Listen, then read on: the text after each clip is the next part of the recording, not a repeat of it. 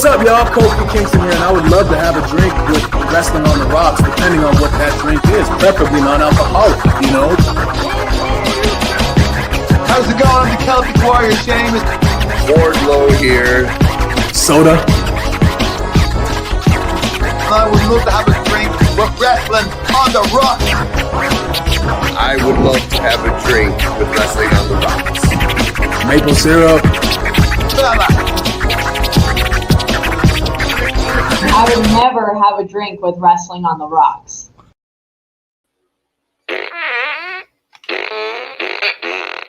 Welcome to my birthday, and welcome to the dive bar of the IWC. And for a brand new episode 1, again, it's time for a drink with your drinking buddies right here on Wrestling on the Rocks, where every show is our first show and every day is my birthday. Now here's your host, Marsh. Thank you, Marv, for a rousing introduction. With me today, as poor Norm, Miss Amanda Jane. What's going on? How you doing? You know, I kind of miss the fart gun. I'm going to say kind of. That does not mean fart gun all night, but I kind of missed it. Not going to lie. Not going to lie. Something charming about that. I don't know. But Marv knows how to get a party started.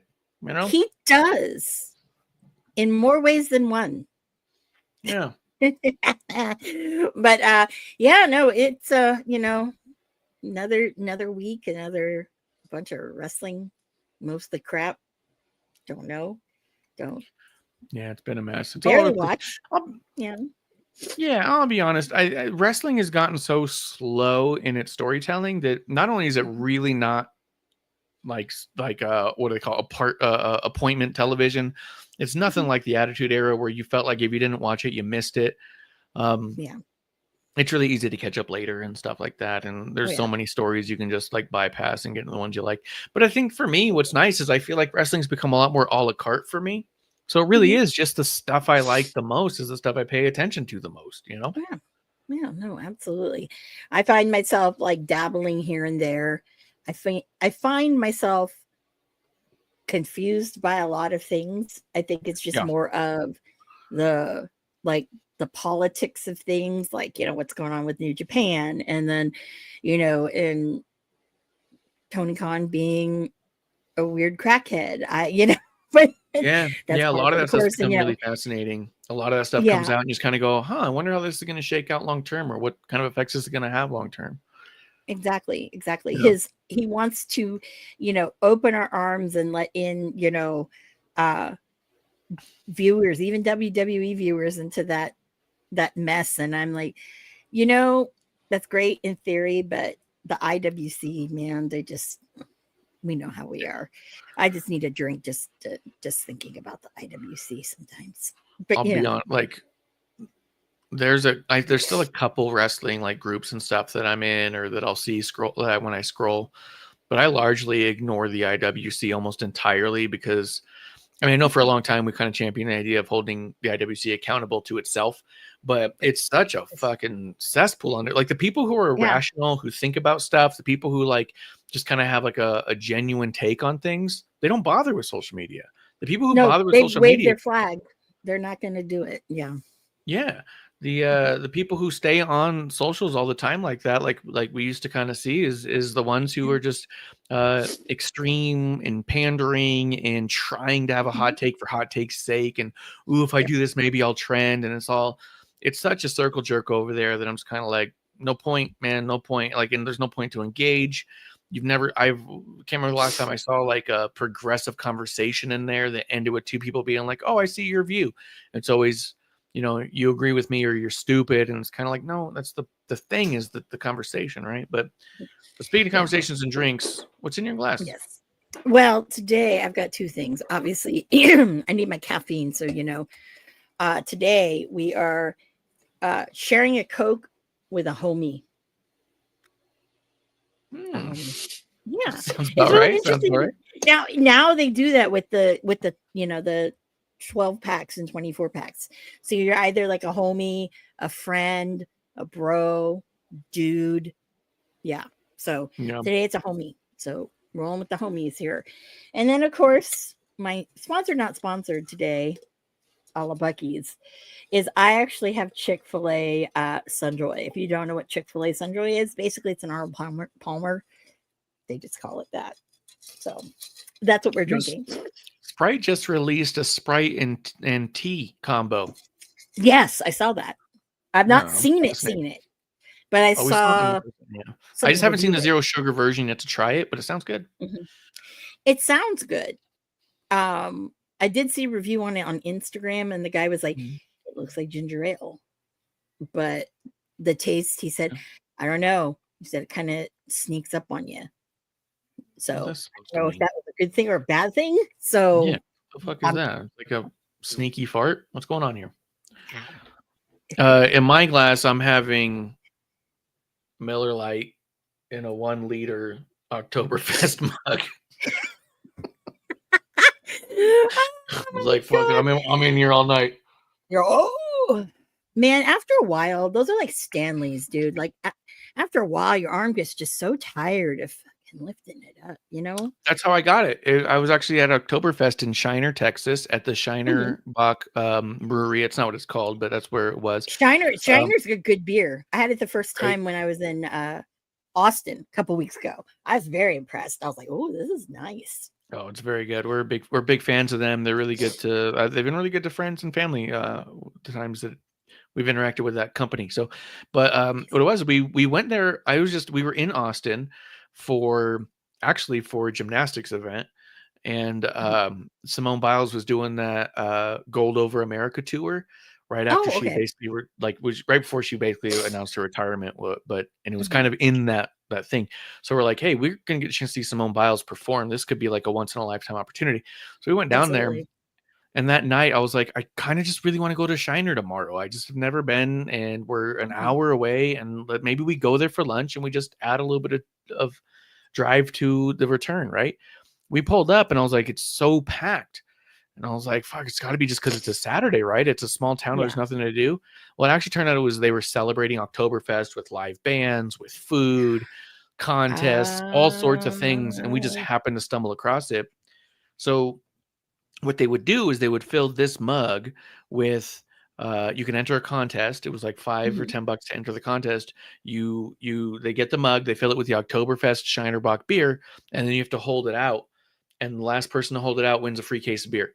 And if you lose, you still get to keep the mug and the beer. So I was all like, win-win. I get a win-win all the way around. Giant mug filled with a liter of beer. I'm in. So yeah, I actually got it because they're so fucking heavy. I didn't win. That's okay. Producer lady got kind of close, but did not win. Oh, damn. Who would have thought? Man, that takes a lot of that's a lot of strength. I'd be out. right away. Like, that's No. okay. I still want beer and a mug. I'm good. Oh yeah. No. As always. But yeah, no. Speaking of Texas, in a couple of weeks from now, Marty's wrestling in Texas. So No kidding. What part? give people a heads up. Good question. I want to say it's in Dallas, somewhere outside of Dallas. So, of course, ask me, are you going? I'm like, no. It's a bit far. It's a bit far. Yeah, no. But his steady ones in the States have been in Texas and Georgia, doing a lucha program outside of Atlanta. So I'm like, I'd said I need to probably get to one of those, because Lord knows we need more Marty Skrull, and Lord knows I hope that AAA will also use some of the gringo talent that they have, like Sam Adonis and whatnot, some of the non-contract guys.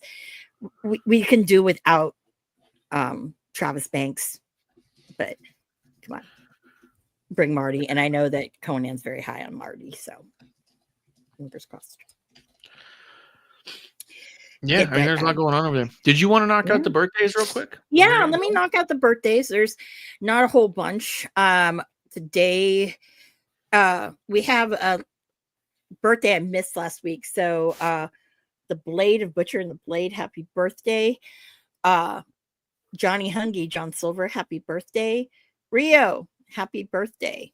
Gigi Dolan, known as Priscilla Kelly, she is celebrating a birthday tomorrow. Happy birthday. There's some good ones here. ODB, Bam, happy birthday. Because you got to do it. Kayla Braxton, happy birthday.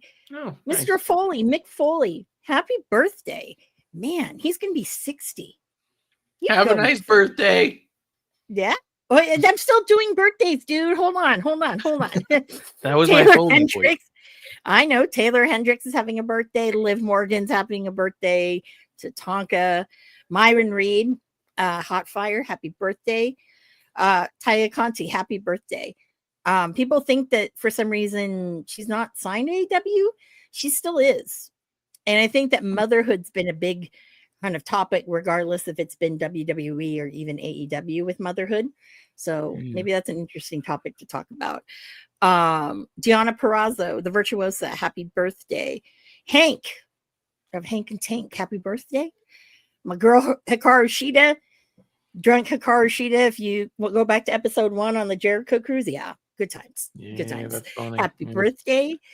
One of my favorites, actually, there's two, and I saved these two for last because they're both Scotsmen, and they're both, I think, great wrestlers. First of all, happy birthday to Grado.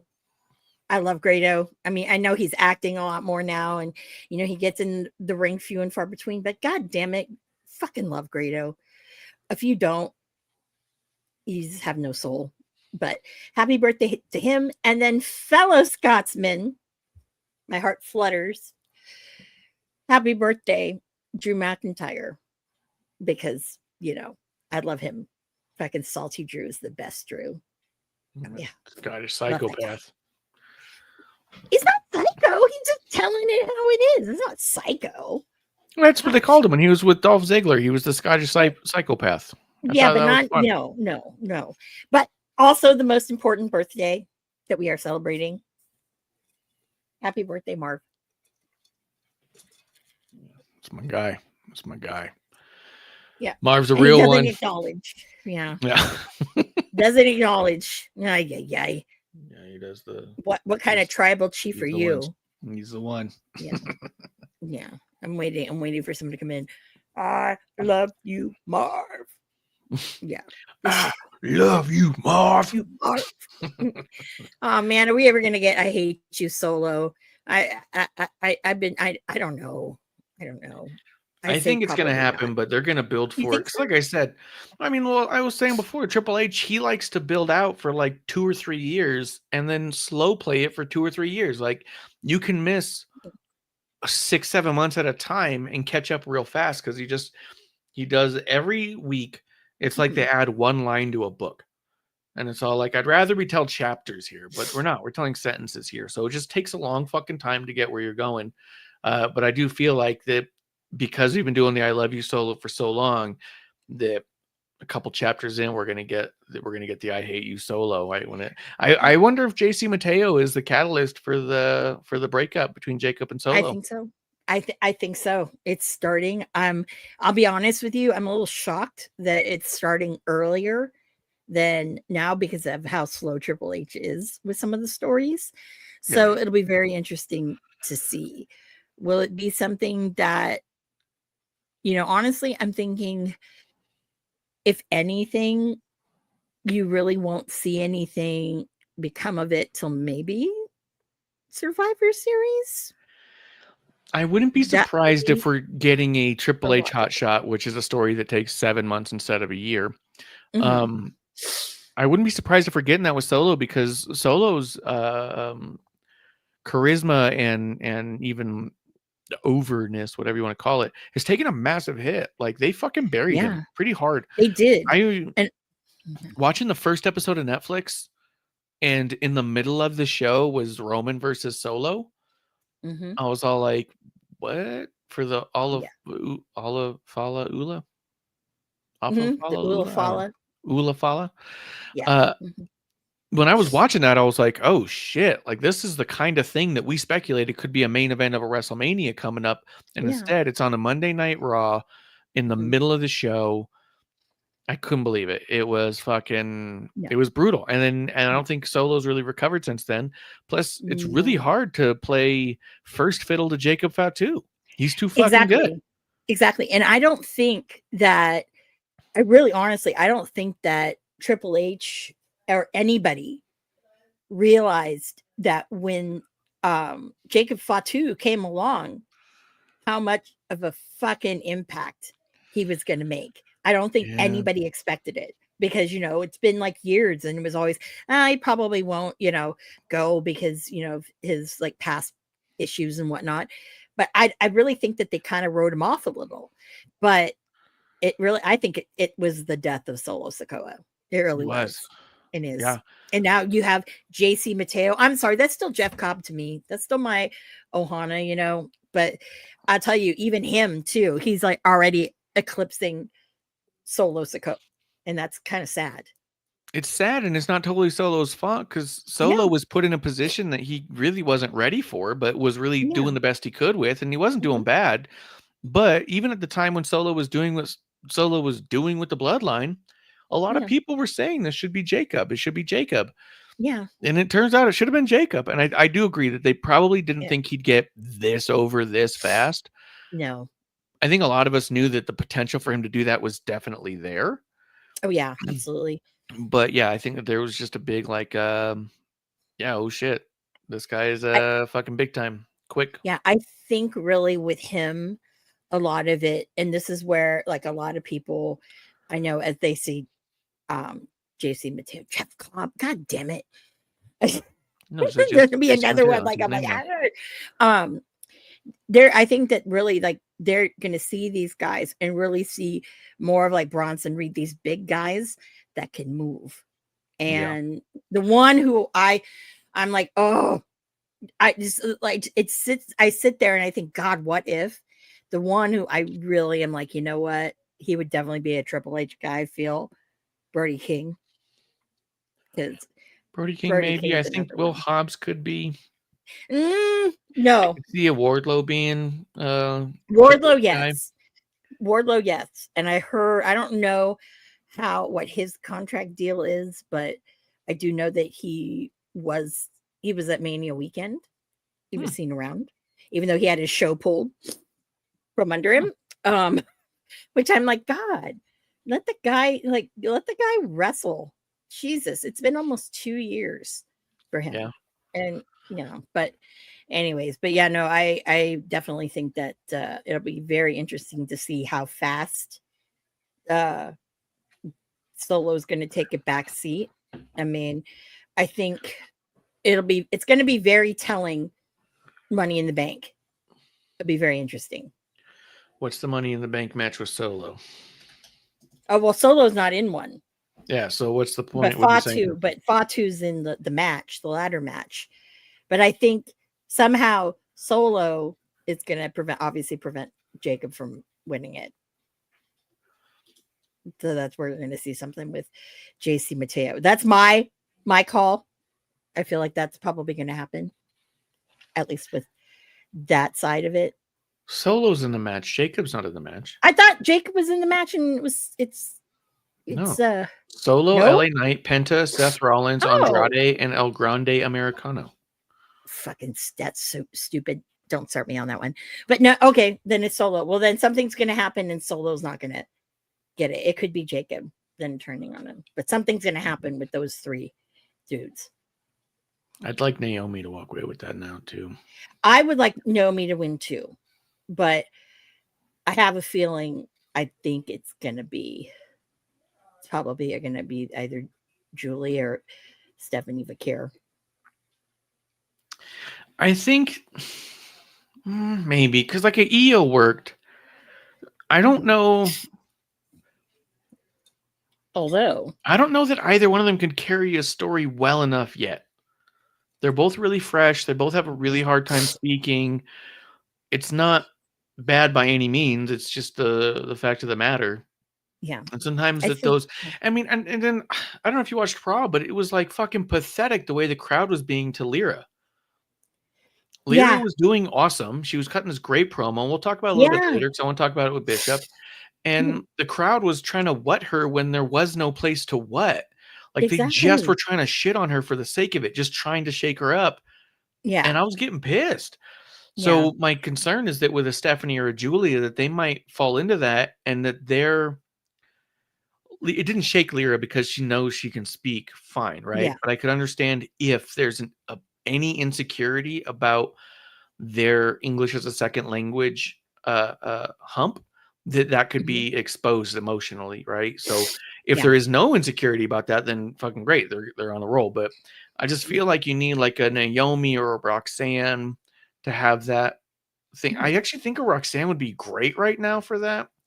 But we'll talk about that in a little bit. Yeah, we'll talk about that later. But yeah, no. But there's a lot of like positive with it. Do I think we can talk about this later if you want to, but do I think it's too early for Stephanie to move on? Maybe. And move on to where? Julia, maybe a little too move early. on from NXT? Yeah. I don't think so. I think they're fine. No. I think Jordan Grace needs to stay back a little bit though. She's been very botchy since she's been in WWE. And I mean, it's like, I don't know if it's nerves or whatever, but it's clear that she almost injured, who was it? It was I think it was Julia. She almost injured Julia, took her head off. So it's like, come on. But that's just me. That's just me, You won't hear me defend Jordan Grace about anything ever. I couldn't care less about her having a career or not. Yeah. And again, we've talked about this before. We're like, oh, it's their dream. Fine. It's not mine. I don't care. It's not mine to see her.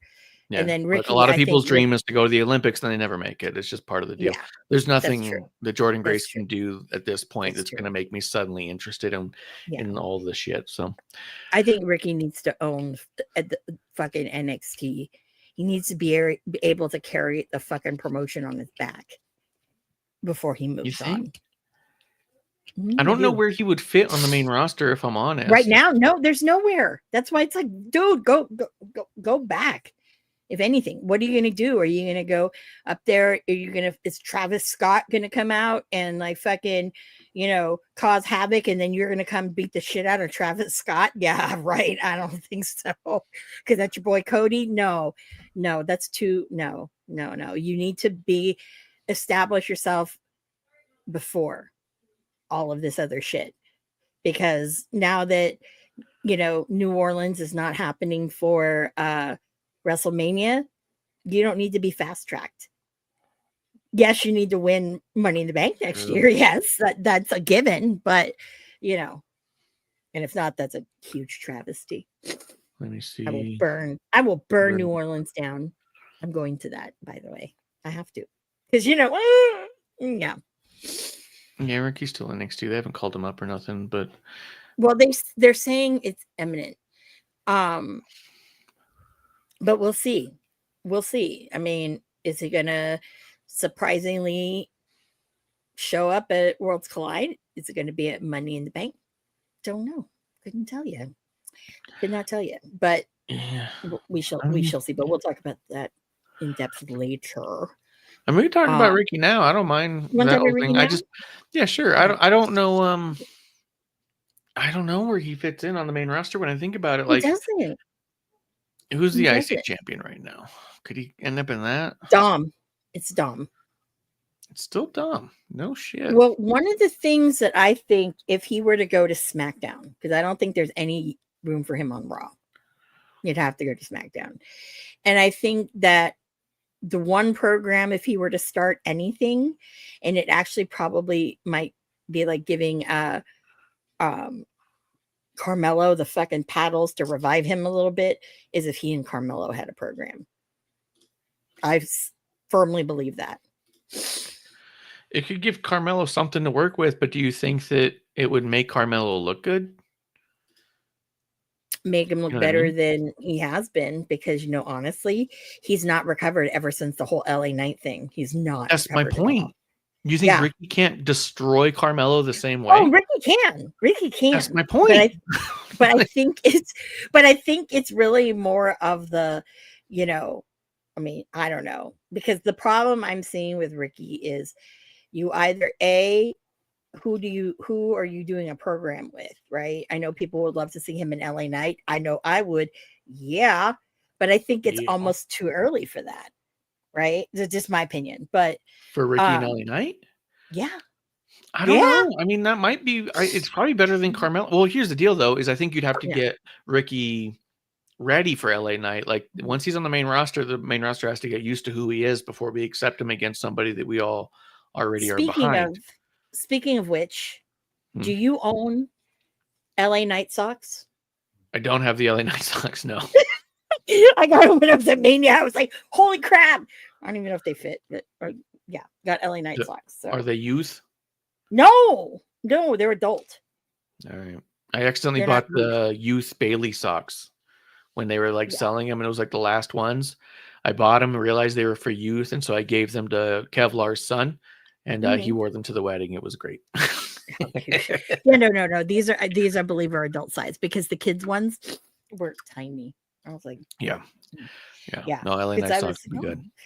I was like, oh, there's other socks I wanted, but they didn't have them. Like you would have thought they'd have like tons of John Cena socks. Nope. You know who? They're all online. All the last times are now, or they're all up there. Yeah. Well, you know what they had lots of? Phil Brooks. I don't want that. No. His toys are on clearance a lot more than you'd think, if I'm honest. Well, yeah, that too. Yeah, and he still has his last AEW figures out in the wild right now. They're in the Ross for like $3.99. Matter of fact, I thought it was hysterical. The only figures they had on clearance at Ross was CM Punk and Hangman Page, and I just thought it was funny because he cut that whole promo on Page saying your toys are peg warmers. I was like, he's right next to you, dude. Yeah, bitch. No, but if you see the last Ricky one, he's wearing the white vest, so the vest actually comes off. You put it on, but I won't know because I'm not gonna take it out of the box. But I'm looking for that one. I haven't seen it yet. You haven't seen the white vest one? All right, well, we'll keep an eye out. Yep. When it happens, it happens. Yep. And I'm waiting eagerly for the first Ricky Saints one. Yeah, and I'm excited we got those first cards when they made them. But, yeah, I'm so excited too. I need him to sign them. I'm not bringing him with me because I probably won't see him. But one of these days, you, sir, will get one of these signed. You don't think he's going to be? Well, he's not scheduled for Worlds Collide, huh? No, he's not scheduled for anything. But I don't know if I'll see him. One thing I want to gripe about is the Superstore. It's all the way in goddamn Santa Monica, where there's no parking. Like we're right on like Second, and it's not next to everything. No, it's like from The Forum and the Intuit Dome, it's at least another 6 miles away. That's stupid. That is stupid. Yeah, it's stupid. And I was like looking like, ooh, okay, the people doing photos, there weren't that many. I don't know if they've added more. I'm assuming they probably have, but I was like, no, of no interest to me. So the only one would be Alistair Black, but to be quite honest with you, I'm kind of, I don't want to say I'm over it. I just kind of am like, I'll tell you, I'm not interested in anybody who comes in and has a program with the Miz. Couldn't interest me less. yeah. Speaking of less than interesting, we do have Bishop joining us. Well. As a surprise drop in. What a dick. Hi, Oh, Amanda. man. How are you? I'm good. How are you, Bishop? I'm tired. I You- came for the you came- excuse. So Yeah, you came right after the Ricky Stark Saints. yeah. Talk to little Ricky. Do you think Ricky's ready for the main roster, Bishop? Yes and no. I mean, Yeah. he's ready to middle in there. You know, he's ready to do what, I don't know, fucking Alpha Academy's doing. You know what I mean? He's not ready for, you know, I mean, he might be ready for LA Knight feud, but LA Knight should have been ready for a Roman feud 2 years ago. So, you know. Yeah. That's how I feel about it too, is I don't have a good reason to say he's not ready, other than I don't know where I'd see him fit in. But at the same time, when I think about it, I don't know what the fuck Seth Rollins is doing. I don't know why he's doing it. I don't know where he's going with this. Right. I don't know why his character suddenly believes that holding a title gives you the power to control the company and the industry, especially given that at no point in time has he held a title that gave him that power. And at any point in time, he's held every single title for extended periods of time. So for me, I'm like, why does he give a fuck about this title right now, other than the fact that his character always only wants the title? It feels like this character is putting importance on the title that is not there, strictly to give himself the reason to have an excuse to go for the title. Which, if you ask me, the Seth Rollins character is more of a leprechaun than anything. Or maybe like how a dragon hoards gold. It feels like that with Seth Rollins. It's for no other reason than it's precious to them. Right? Like, I mean, gold is precious, right? But is the perspective different because he has Paul Heyman now? Like, the reason for getting him is to make it, to have that power, to have the control, or am I telling that story myself? that's what I feel like, because in my mind, I was like, it should make a difference to have Paul. Right. So why is having the title so important? Because that's something you've always had. The one thing you've never had is Paul. So to me, it's so weird that I don't get where it's going. So in that same breath, Ricky Saints coming up to the main roster, I don't know where the fuck he goes, but at the same time, I don't see a lot of purpose in most of the stories that are being told. Is that actually happening? Did I miss that? No. Oh, But there's okay. Well, rumors. there's rumors. It says Gotcha. it's imminent. But then again, yeah, duh. But my thing is, it's like he just got there, and two, yeah, as much as he can be ready, it's gonna be like Carmelo. It's gonna flop. And Yeah. I just don't think that you don't need him coming up and being Cody's buddy, because that's not going to help him at all. That's just gonna drama. But I really think that he needs to like carry NXT on his back, and then he can go. Because I mean, that right now, that's the play to do. Because even Ethan Page, there's no point for you to go up, because there's nothing really for you. Well, also Ethan Page isn't very good. No, not like Ricky. No. I think he could be in line, like the next one in line of Adam Cole's and Aleister Black's and Andrade's and, you know, who else in that category? Ciampa and Gargano, where their ceiling is incredible in NXT. Like, Ricky could be incredible in NXT, but will that translate to the main roster? I'm not saying that it can't. I still think Ciampa has a lot to offer. I still think Aleister Black has a lot to offer. Yeah. Don't say Johnny Gargano. Hey, no, fuck no. Oh my God. No, because he's literally Oh, the Lord. worst.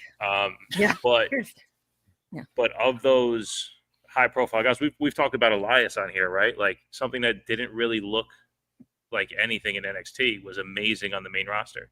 I think Ricky needs to find that, because I'm not a big fan of his character work, but I think what he does has incredible aspects to it. So there's a chance he could translate, but like you just said, Carmelo is fantastic in NXT. Right now, what is he? We're not really getting that. Well, the problem is he got teamed up with Miz. So the thing is there's also all these fucking rumors going on. Oh, cheers. Go. Oh, Chaim. It's a pretty small cup you got there, Marsh. Just trying to get through a few drinks, Who are we just talking about? Miz. So there's rumors that Miz removed everything from his WWE from all his accounts, and like, oh, they fired R-Truth. Miz may be next, and all I can think about is it's always a bummer to hear someone loses their job. I don't ever feel pain for millionaires getting a slower income, right? It doesn't bother me. I don't care. I care about the most of us who have to pick which pink bill to pay, right? When I work at no offense, a Taco Bell, and someone lets me go, it's like, that fucking sucks, because someone doesn't work at Taco Bell unless they need a job like Taco Bell, right? When I see people on TV who've been there for well over a decade, close to 2 decades, and then they are no longer needed, I don't understand this fake outrage. This, oh, how could this be? What are they ever going to do? That's their livelihood, their dream. They lived their dream for 17 years. Most people don't even get a week in their dream, right? Yeah. So I don't feel bad for them. I do think there's always the bummer part was like, that sucks. But I don't like cry about it and make an uproar about it, because it is what it is. And these guys should be smart enough to have taken 15 years worth of income and invested it in ways. We also know that fucking, at least with Miz, he does real estate on the side. He's been flipping houses for a while now. They talked about it in one of the shows. He's talked about it in interviews. We know R-Truth has done music as well as other investments. Yeah. There's no reason to cry about these guys. So thinking strictly from the Bishop take of what do I see on TV, when was the last time I saw someone on TV with The Miz who became elevated, who became better, who was used more effectively? And it's been a long fucking time. There's been a lot of people who've had to wipe the stink off of a Miz feud off of them. That may not be Miz's fault, but it is the case of The Miz. Like, The Miz's ability as a character to elevate another character, to bring someone in and be that litmus test, to be that this guy deserves my handshake and that means something, has passed. We just, as a fan base, don't accept you beating The Miz as meaningful. So I don't know that it's the worst thing if a Miz goes away and maybe comes back. Maybe I wouldn't be shocked about this. Let's just say, let them both go. Come April, put the Amazing Truth in the Hall of Fame. Put them in the Hall of Fame together. Put them both on Legends contracts. Have them both make an appearance every 3 months. It wouldn't bother me. It wouldn't concern me. But, like, I don't want a Ricky Saints to come up to the main roster and end up feuding with The Miz. I think it's what ruined Carmelo. He became instantly cold. He came in hot, #1 draft pick.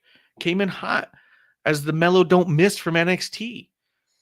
The guy who got the breakout contract and became champion in the first year that he was there. And then he shows up, has this long program with The Miz, and now it's like, nah. We're good on all of that. He got downgraded, remember, because he had the program with LA Knight, couldn't hang, and that his reward was The Miz. So coming back up from that, that didn't help. Make Logan Paul, though. I mean, that was his first feud. Logan Paul's first storylines with The Miz, man. Look at him now. Yeah. He's having. Is that what everyone talks about? Yes, but everyone talks about. It's literally what I'm talking about right now. What do you mean? But Logan Paul, that weird, like Logan Paul. Shane McMahon, ever heard of him? Did you see when Logan turned on Miz? Oh God! Actually, The Miz turned on Logan. I don't know the difference. Well, the difference is Logan turned on Miz or Miz turned on Logan. There's a difference. It does sound different when you say it like that. Yeah, it is. Oh shit.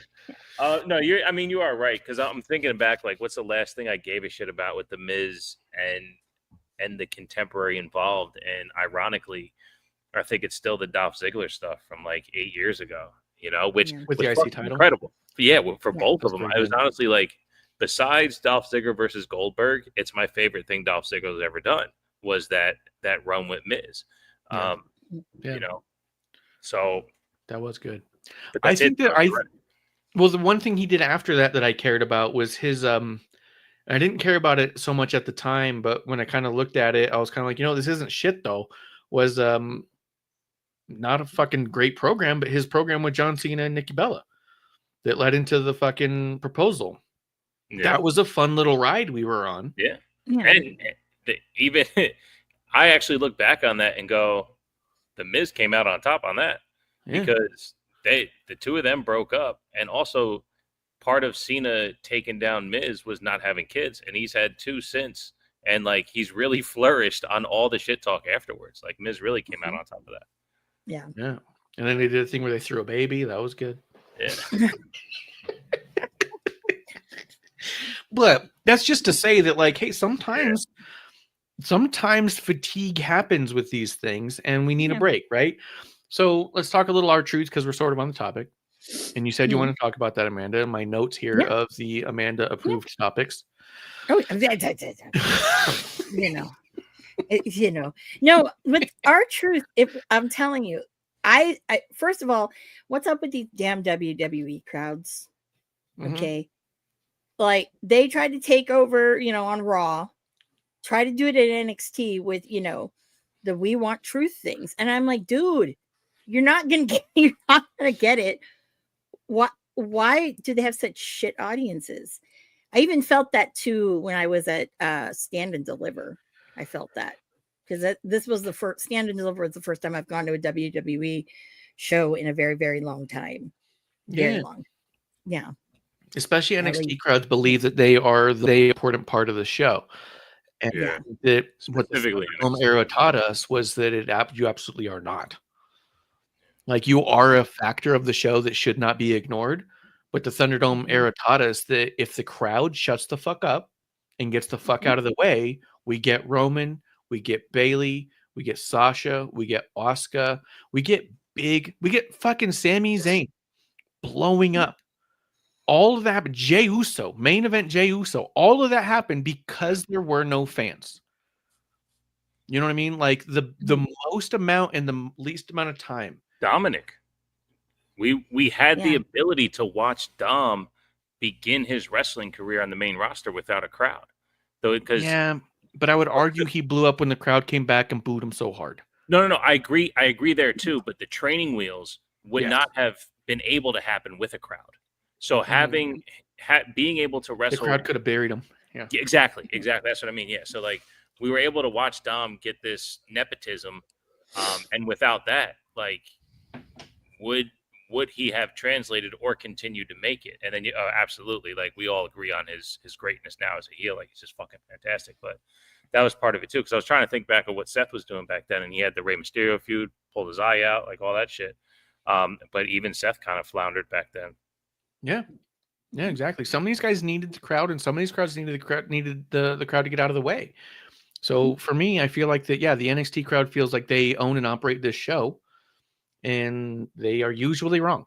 Is what we find out. The more and more they back somebody and they go to the main roster, the more we find out that they've backed the wrong guy. Yeah, and the WWE crowds, Amanda, which you're gonna love this. I think they were getting to a point where it was so tolerable, like really going along with what was being told, until CM Punk came back. Yeah. Because while CM Punk was in AEW, the CM Punk chants in WWE stopped. And then the only thing that we would get was the woos. And then the woos got buried. Everything everybody was doing until CM Punk came back was LA Knight shit.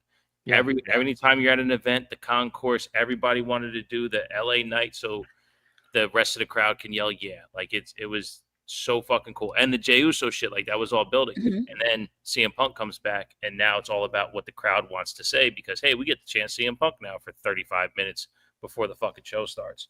So that allowance really did ruin the crowds because I mean you can definitely go back and watch before CM Punk came back. All that crowd takeover shit was gone. It was gone. We were actually watching stories. And what did you think of? I'm gonna jump in the gun, but it's still on topic here. Maybe we'll bounce around a little bit. We guys got time. Yeah. Lyra and Becky on the mic. Lyra's doing a great promo. Lyra. I thought it was Lyra. Lyra Valkyria. Lyra. Lyra. I thought it was Lyra Valkyria. I thought it was supposed to be alliteration. Lyra Valkyria is not alliteration. Alliterations with the first letter, not necessarily. It's also about sounds. Okay, wrestling fans aren't smart. So boom, I win. Yeah, and referees always suck. They're always distracted. They're fucking idiots. Right down the middle. Bill Alfonso taught me you call it down the middle. Anyway, me and Fonzie, we be close. The two Irish blokettes. Lyra was cutting a promo with great timing and great emotion and telling the right story. And the crowd starts trying to chant what? But she's not even talking in a way that made sense. She's not doing the fucking Ricochet or MJF style of I talk like this at the end of my sentences. He's not. You're not even you're the giving fucking Ricochet way too much credit. Too. Dude, listen to Ricochet to cut his promos. They were so fucking weird. You know, that's how he started all of them for a long time. He's doing much better now, but no, he's not. He's not. What are you watching? Well, he was given some very good advice by someone who is coaching him that, you know what? If you get them to boo you and did not, that's going to be your best bet is just get them to boo you so you can't talk. That was his advice. Nice. That's funny. Nice. Yeah. But at the end of the day, so they were trying to chant what where it didn't make sense. And I was getting so pissed. I was like, why is this crowd like wanting to suck? Lyra's doing a great job right now. Like they're trying to make it make sense. So much so that she was walking over their what's so much that you could hear him get like softer and softer. And then when she finished her whole promos, what all big because all they wanted was a moment to say what. Not because, and all they wanted was try to fuck over the new kid. And it's like, why? Why are you doing this? Yep. It's just self-service. That's why, well, part of the reason, but that's why we don't go to Raws. Like we'll go to a house show, we'll go to a pay-per-view because that Raw crowd really does try to be a part of the show. And it's one of the worst things WWE says. I mean, they say a lot of bad things now too about, really just breaking kayfabe and everything, but oh well, the WWE universe is part of the show. Like we shouldn't be, and I love it. I mean, that's why why I got back into wrestling, 10 years ago, or whatever, is because Stone Cold used to say on his podcast, like it's if they're not doing what we need them to do, then it's up to us to make sure they do what we need them to do. And ironically, he's the one to start the what chant, but it was also for Stone Cold. Like, and I also hate that shit. Like, stop doing the yes chant. Daniel Bryan's not in the ring, Don't do the what chant. Stone Cold's not in the ring. If you're going to make this shit applicable, do it to who is applicable. If you're going to woo, do it while Charlotte's in the ring or do it when someone's doing the figure four. That makes sense.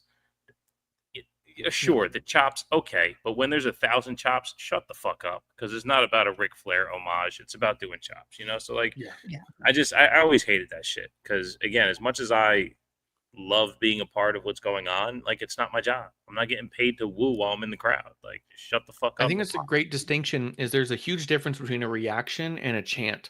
Chants are forced by some small sect of the crowd being like, now's the time we fuck over this thing. Now's the time we take over the show. Chants are almost always a result of boredom, where loud cheers and big boos are a reaction to what just happened. It's the emotional response. Or a beach ball. Yeah, exactly. Wave and beach ball is the same as what is the same as fucking, we want tables. It's their way of, in any way, to say, we don't care. That's all I hear when they're chanting any of those things is we don't care. We're more important than the product, right? I'd rather someone just not chant or it's just a quiet room when someone's cutting a promo if they don't like it than to have them start trying to figure out a way to derail this show. It doesn't make any sense to me. Like as a fan, why are you trying to derail this show? Why are you trying to undermine this person's career? If you want to fucking lose your stupid mind anytime someone gets released because it's their fucking dream, then shut the fuck up with the what chance. Because that's you honestly trying to ruin their career. Yeah, let them live their fucking dream. Let them do it. We're not doing both? I will never let Will Ospreay live his dream, goddammit. Pointless I'll go to my grave. I'll go to my grave with that one. Oh, yeah, which one? Yeah. Who? Anyways. What? I don't think he has a clear dream.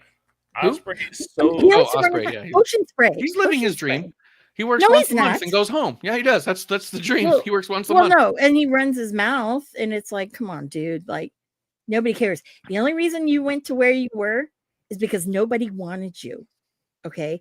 Nobody wanted you. You had a bad attitude. You and Sammy Guevara, the two of you. That's why no one wanted Sammy. Now, Sammy's different now, but they don't. Either way, I was talking to a buddy of mine through the podcast scene. He's from Europe, and I asked him. I said, "What's the deal with all these European talents that don't go to WWE?" Yeah, and he's like, "We don't like them. That's why. Like, there's not enough like support behind them to where." They felt like WWE would really, really think that they're bringing something to the table. Like, Ospreay could go, Ocean Spray, Cranberry Juice, whatever you want to call him. He could go, but it's not going to add actual value to the company because his fan base isn't that big. No, I mean, that's kind of a good point.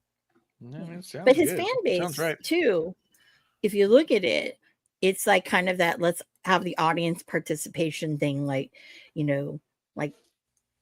just do it. His song it's built in, to chant his name. I middle fingers, I fucking whatever. But I think it's really with him, it's like that's it's catered to what Americans like, which is people like that flippy shit. And it's like, I could care less now.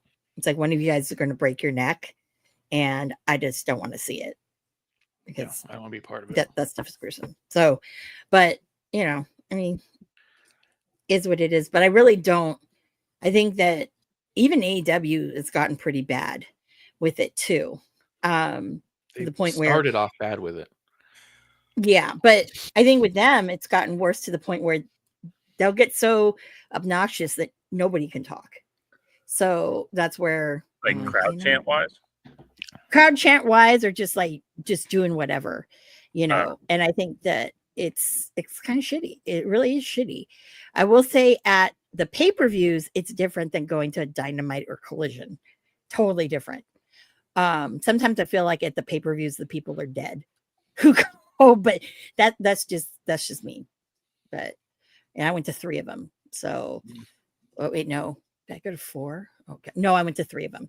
And yeah, that was, I think, too many for me. Well, yep. I have no reason to go to another one anymore. Did I, because I went the wrong direction, before we talk about Becky, do we want to go back to R-Truth? Anybody have anything to say about it? I mean, it's a bummer to see him go. In my mind, put him in the Hall of Fame, put him on a Legends contract, have him show up every few months, because at this point, you're only using him every few months anyways. Like, ultimately. When you look at his actual value to what he was bringing, not what he could bring, because every time he wrestled, he's still super fucking athletic. He tells very fun stories all the time, but his actual value of showing up and going, "Where did Jelly Roll? And he's got a platter full of Jelly Rolls, Jelly Roll the rapper or country music singer, wherever he is now, is there too. No one else can do that. No one else can do that in such a earnest way. So on a Legends contract, to get it for 10 cents on the dollar would make sense. But if he wants to be a performer in a wrestling ring, then but my only question, because as Marsh would say, I don't know how contracts work, is why couldn't they just renegotiate the contract to just do it that way, as opposed to, hey, I've relinquished my rights as a performer on a full-time basis. I'm now on a Legends contract. It was great while it lasted, but here's the 17 more years as a legend, but that's not what happened. But like you guys said, getting up in arms about it, like Yeah. 17 years straight, and he was there beforehand, and he was in TNA for the time, like what was it, WrestleMania 2000? He showed up, like. Yeah, he's one. I think it's kind of fitting that his last program as Ron Cena. Yeah, the last time was now. Yeah, it was the last time. Kind of fitting. But, he's one of those ones that I think really bring kind of that. It's like, okay, everything is you get all of this seriousness, the Gunthers of the world and whatnot.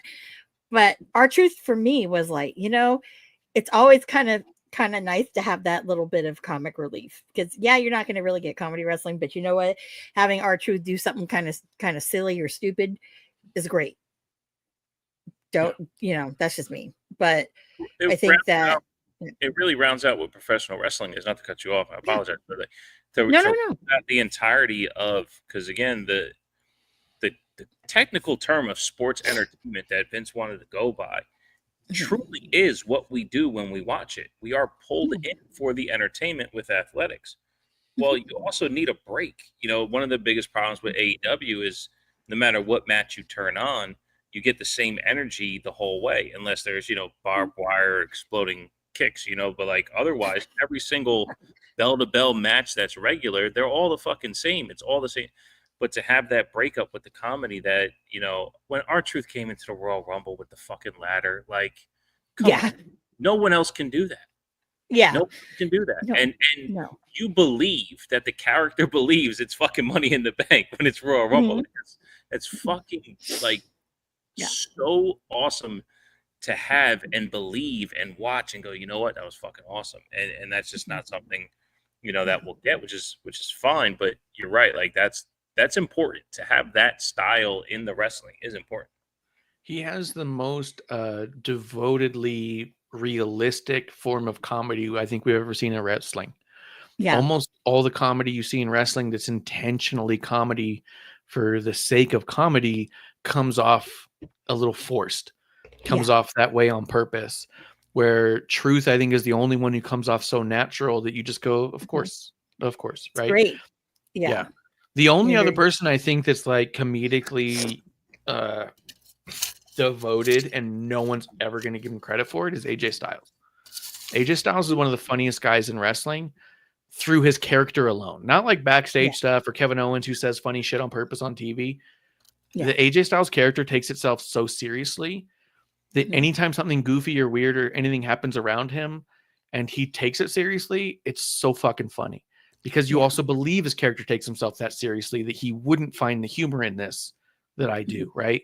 But R-Truth is the opposite side of a character that is so outrageously phony in every way that somehow it full circles back to, but he would believe that. You know what I mean? Oh, yeah. Totally. Like, and I agree with you. Like, what is he doing and what has he given? And I do think that, like, when you think about the last, like, honestly, 2 years of his career, maybe more, he shows up 3 times a year for a couple minutes. Sometimes he shows up a little bit more in a program, but only has like 3 or 4 matches in a year. Like I was saying, I think you could do that with a Legends contract and it's all the same. I thought the Judgment Day stuff was brilliant. Like it had me just laughing because I'm like, he's like, he really, like, when he gets into something, he like goes hard into it. And I think for me, I like that because it's like, okay, now I'm not everyone. It's not a chop fest. Okay. And I don't have to see flippy shit, whatever. I know that I'm going to have a laugh and it's going to be ridiculous. Like, because it's R-Truth. Like, that's just how it's going to be. Like, I'm waiting. If, he is really done and he goes and does an indie run, I am waiting for R-Truth and Little Jimmy versus like Joey Janela and the Invisible Man. I'm waiting for that match. Oh, fucking don't put that shit out there. God, I am putting that shit out there. Don't. Okay, I'm sorry. That was a great fucking match. Invisible Man versus Invisible Stan. Okay. That was terrible. That was art. I know, but you know what? It's all about the ref. It's all about the ref. Is there video? That's the problem. Yeah, there is video of that match, and it is all about the ref, and that's the problem. is I'm not for matches that are all about the ref. I don't like finishes that are all about the ref. I don't like burying the fucking ref to make you fucking win this match. Fuck all that. But I will tell you, even the ones that you've had people wrestling, like Hikaru versus the Invisible Man, or whoever versus the Invisible Man. I think all of them suck. I mean, Sandow did it too, but I don't think Cardona did. I've been waiting for that one. I hope he doesn't. He's too smart to do No, that's that. a Those matches are GCW fucking rite dumb. passage. It's Well, not. It's a GCW you know, you're the indie fucking- wrestling burial. King, you're the king of the death match, man. Like, you know, wear that shit with pride. You know, I'm not saying go do tournament of survival. You know, I could see this is not Janela going to doing be. an Invisible Man match and bleeding more than anybody else has ever bled in a match. Yeah. Oh yeah, because it's Janela. But Yeah. it doesn't have But I don't think I, mean, would that's- like it. Well, I will say no, this. I do think that the R-Truth gimmick, in a lot of senses, has really run its course, and I think we need a break. To be honest, you said you loved all that Judgment Day stuff. Everything that was about Dom and Nick, I thought was like bad comedy. I was like, R-Truth is better than this. That was lazy. Yeah. And not great, you know? But I think, give us a little break. Give him a little break. He's fucking 109 years old. Yeah. He's been wrestling for 650 years. Sometimes you send the guy home just to give him a fucking break, you know? Yeah. Apparently with the Braun Strowman thing too, they let him go and everyone's like, how could this be? And you're like, because he's fucking 900 pounds and he's got a bad leg. And they apparently made a deal with him where, because he's got limited mobility, literal limited mobility, that they made a deal with him supposedly, and I don't know how contracts work, that it's kind of, maybe it's a handshake deal where, hey, we're going to bring you in for one run a year or so for just about 2 or 3 months so we can get the most out of you. You can put the most in it, and you're not just getting fucking run ragged and traveling all over the world with a wonky leg. You know, like, why bring this guy around town all over the country in a fucking shitty little airplane that might fall apart anyways nowadays, where he's got to fucking crumple up his leg to do it. And so I bet you the traveling's worse on his body than the fucking matches he's having. Span it out. We talked about this the first time he was released, right? Like, it was such a shock because he has this potential that they never tapped into. Then he comes back and he fucking choo-choo trains, and they don't. We've seen the most of them. We've seen the most of them, and what he has to offer is his presence, and his presence is still fucking incredible. I mean, he's 6'8" and he's massive, and the thing is, and again, not about shitting on it, but just about what we see on TV. It also doesn't translate. Omos doesn't translate. It's just not what it used to be, and I love Braun Strowman. I think when I first saw him as the Black Sheep, and then I heard his voice, I'm like, that's a fucking put on. This is stupid. And then you grow and he grows and he grows, and you see what he turned into. It's like, you know what? There's something there. And you see how like he is. You see there's something there. We got like a too authentic version of Braun Strowman. You know what I mean? Yeah, like, he's a fun-loving dude. He seems like he's so awesome to hang out with. I don't want that out of a guy 6'8", 1,000,000 pounds. I don't want that. I want to be fucking afraid of you. You know, and I think him being too playful with the crowd, with the fucking I'm a choo-choo train this bitch. Like, no, that's not what I want to see you do. You know? No, and when he came out as Black Sheep, that was 10 years ago. Yeah. Oh, yeah. man. I think now he's not going to go wrestle somewhere else because he doesn't have anything to give. And I don't mean that disrespectfully. I mean, we've seen it all. Yeah. What's up, Justin? Little just in time, just in time, damn. Oh yeah, Marsh. This one is now I'm sharing a Coke with a bro. Nice. Oh. Yeah. From the homies I to the don't like bros. bro. No, I don't like, the other bro.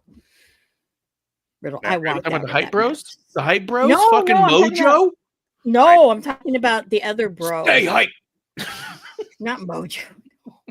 No, Love Mojo Mojo. cracks me up. No, the other bro.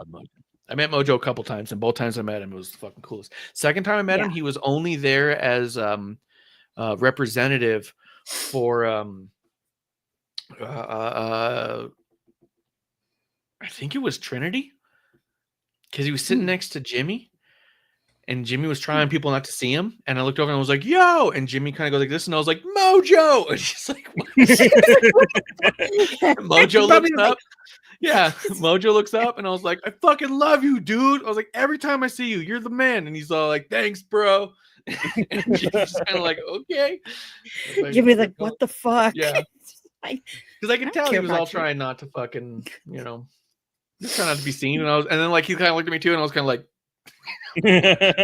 see you. All right, I'll leave you. Yeah. No. But yeah. So I mean, that's my R-Truth stuff. But Yeah. I mean, again, great time for his career. Amazing. It's never a bummer to see him on TV, but I do understand that there's this company that is really expanding in a massive way. I mean, we want to fucking talk about the business in a lot of ways, but at the end of the day, as much as we were talking about, I don't know if it was like a week or a year ago or whatever it was with you, Miss Amanda Jane, maybe it was episode 1 or episode 1.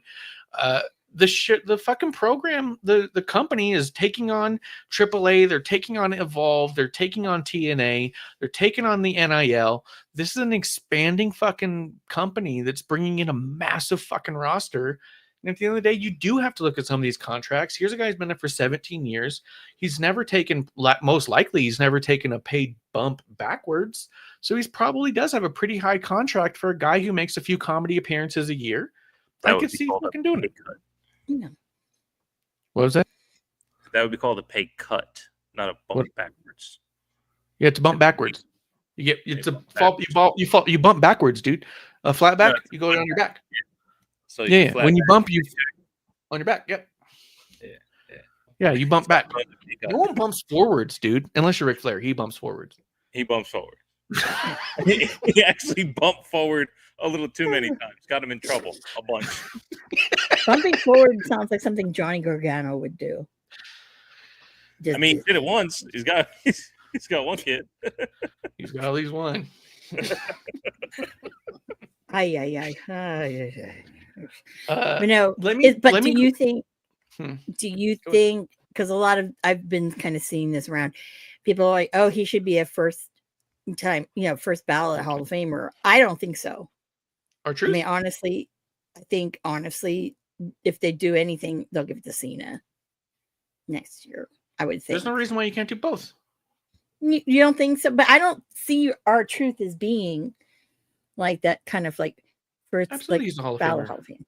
Well, he'll be a Hall of Famer, yes, but not. All right, so I say put him in Hall of Fame immediately. If he retired 5 years ago, would you be surprised? No. Wait, Right. R-Truth? R-Truth, yeah. If he had retired 5 years ago, would you be surprised? No. And if they put him in the Hall of Fame this year after retiring 5 years ago, would you be surprised? No. Right. So he just stayed there for 5 years, and now he's going to go in. Like, I think that's well. No one was shocked Rey Mysterio went in while he was active on the roster. Yeah. So I think Rey Mysterio, he's not going to headline. Regardless of when he goes in, he's not going to headline. And I think, like, first ballot Hall of Famers, that's reserved for real sports. There's a quality to your career that a first ballot, even a unanimous Hall of Famer, there's prestige to that. In WWE, it's just a bullshit term anyway. The real argument for them is should they headline their own Hall of Fame. And if Cena goes in, R-Truth is not headlining. And I don't think any year R-Truth is eligible. He's going to headline. Even Triple H headlined this last year, right? So, like, and Paul Heyman the year before, I think it was. So, and that was just because it's in Philly. But, at the end of the day, I don't think R-Truth is going to be a headlining Hall of Famer, but I do think he's deserving of going in yesterday. I mean, why wouldn't he? Yeah, absolutely. And I say put him in the Hall of Fame right away, especially if you're gonna have to have a crowd that's chanting R-Truth, we want truth. The crowd that's effectively, seemingly, bullshit or not, emotionally damaged by fucking Truth leaving, then throw him in the Hall of Fame and give him a happy moment, right? Like, there's no reason not to. And the problem with the concept of first ballot Hall of Fame, like Bishop is saying here a little bit, there are no ballots in the WWE.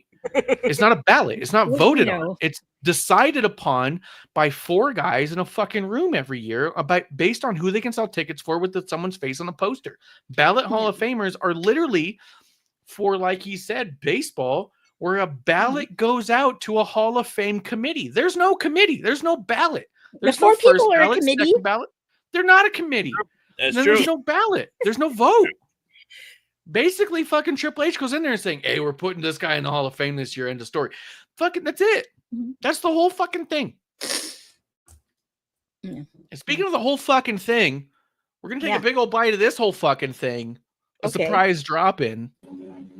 Big man Justin time. Surprise, everybody. Oh my lord. It's running. It's a running. Oh my gosh. And you probably are excited that there's Holy no, like, shit. the beef of Right? the beef of Digi and your brother. I love don't it. have that. I don't know what the beef is, but I don't know. either. I don't either. it's like Arby's. What's the committee- beef at this point? Real quick, Justin, I want to cut you off. A committee usually consists of 3 to 7 members. So the 4 people voting on the WWE Hall of Fame is a committee. It's a committee. I made up that number. You said can't that. use a number I made up. No, I just It probably is 4 people. I just grokked Like it. what for? It'd be You grokked it. I made up a number of 4 people in an office. That's not a Right, real and I number. what 4 But it's a people? committee. You said it wasn't a committee. Yeah, It it's is. not a Even your committee if I made-up made numbers up a are fucking concept. It could be one person. It could be Gerald Briscoe. Is he still kicking? He's around. He's Dude. still He's fucking kicking. 90 Yeah. years old 3 days ago. I think Wow. the 4 would have to be like Justin looks good, man. What you fucking shed a I Booker was- T? Look at you, dude. Oh, was let gonna me tell you say, something dude. right now, Bishop. Oh, here we go. We got Stephanie McCarron Monday Night Raw now. Here we go. oh no. Oh god. Now he's trying to find a new woman to victimize. Oh, Really yeah. bad. I'm like, oh shut up. Have you lost some weight, Justin?